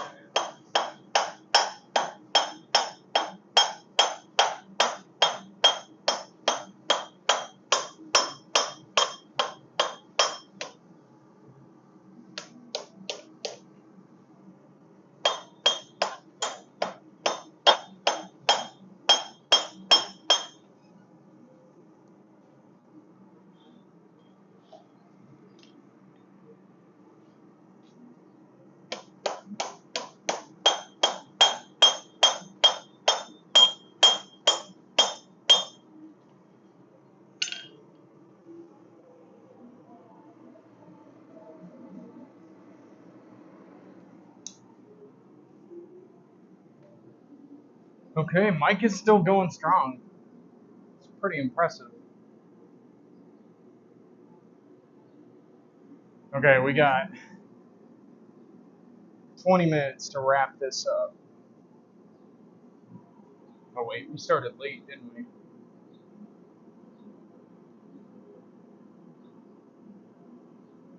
Got about 15 minutes to wrap this up. We'll see if we can get there. That means we're going to be over here a lot more and a lot less sitting down. Okay.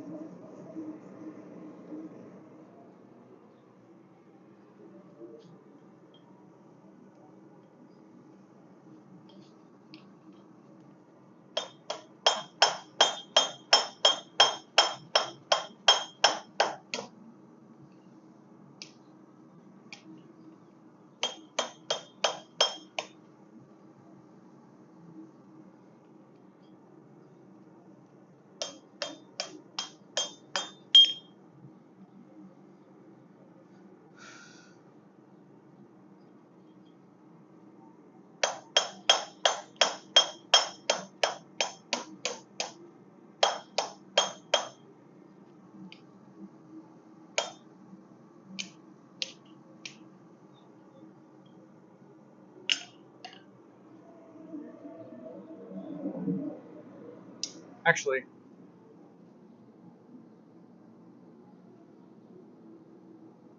let's move this ever so slightly since we're doing a lot more work on that horn of that anvil, so you guys can actually see what's going on there.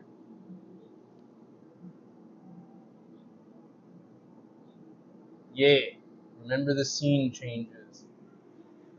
How's that look? Does that give you guys a better view of what I'm doing on the horn?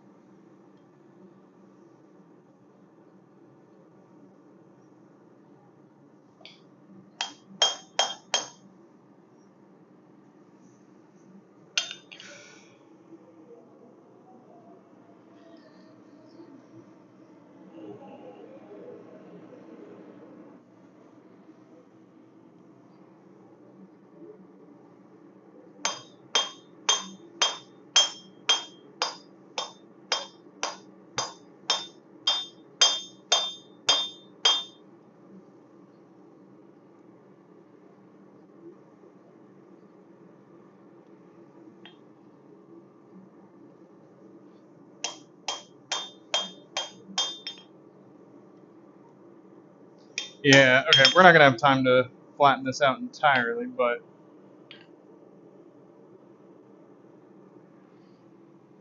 actually, that's about the width of my hand, so that should be good.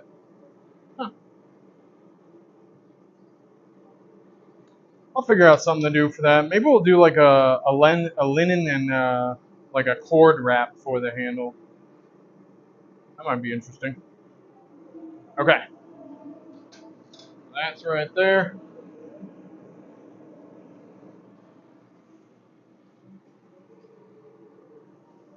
Hmm.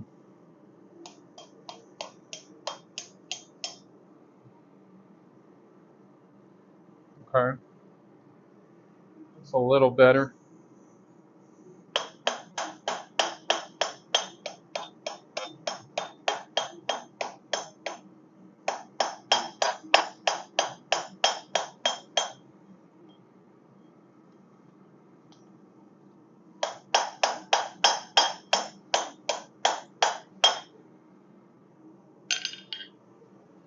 So we've gotten that straightened out a little more. Still got to do a little more work on that, but we're almost there. And then I think what we'll do is we'll do like a bunch of handle stuff next Wednesday or something, and then I'll show you guys like, you know, how I put together a handle for this or some other experiments that I want to try. And it should be better than last Wednesday because we were still trying some things out, but this scene transition and all that, it seems to be working really well. Get in there.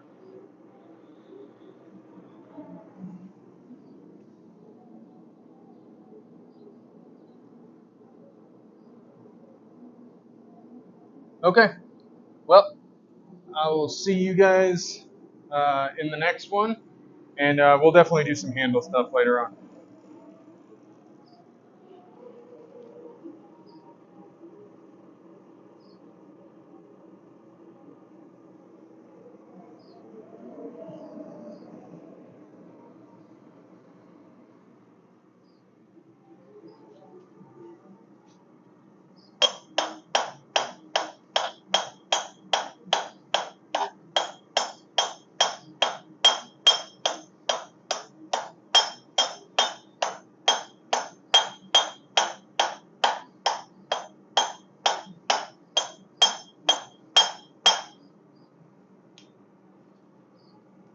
Yeah, I mean, that's starting to look real nice.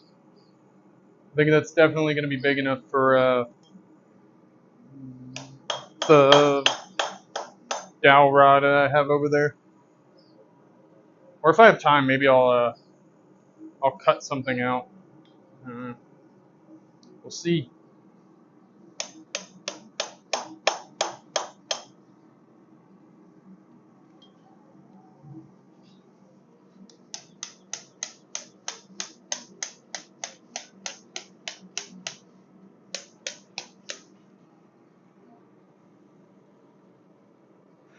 Okay, we've got a decent looking eye for this axe. Everything else seems pretty straight, except for this part right here. And then in general, everything seems lined up pretty well. So I think we're good on this one as well. This one's definitely going to need like a file or something to clean it up a lot better, but in general, most of the rough forging for both of these things is already done. And that's good because we are a little over time, but that's okay because I started a little late. Um, let's see. Yeah.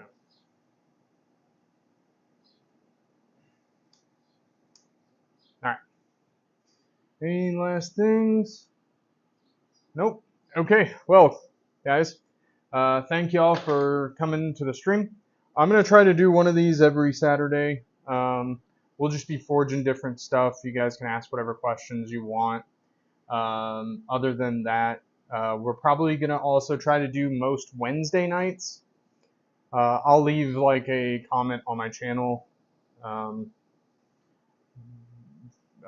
with like a schedule, or I'll put it in the description. I haven't decided, but I'll let you guys know when I plan on doing it, and then hopefully I'll actually be on time. But I appreciate all y'all being here, and I'll see you next time.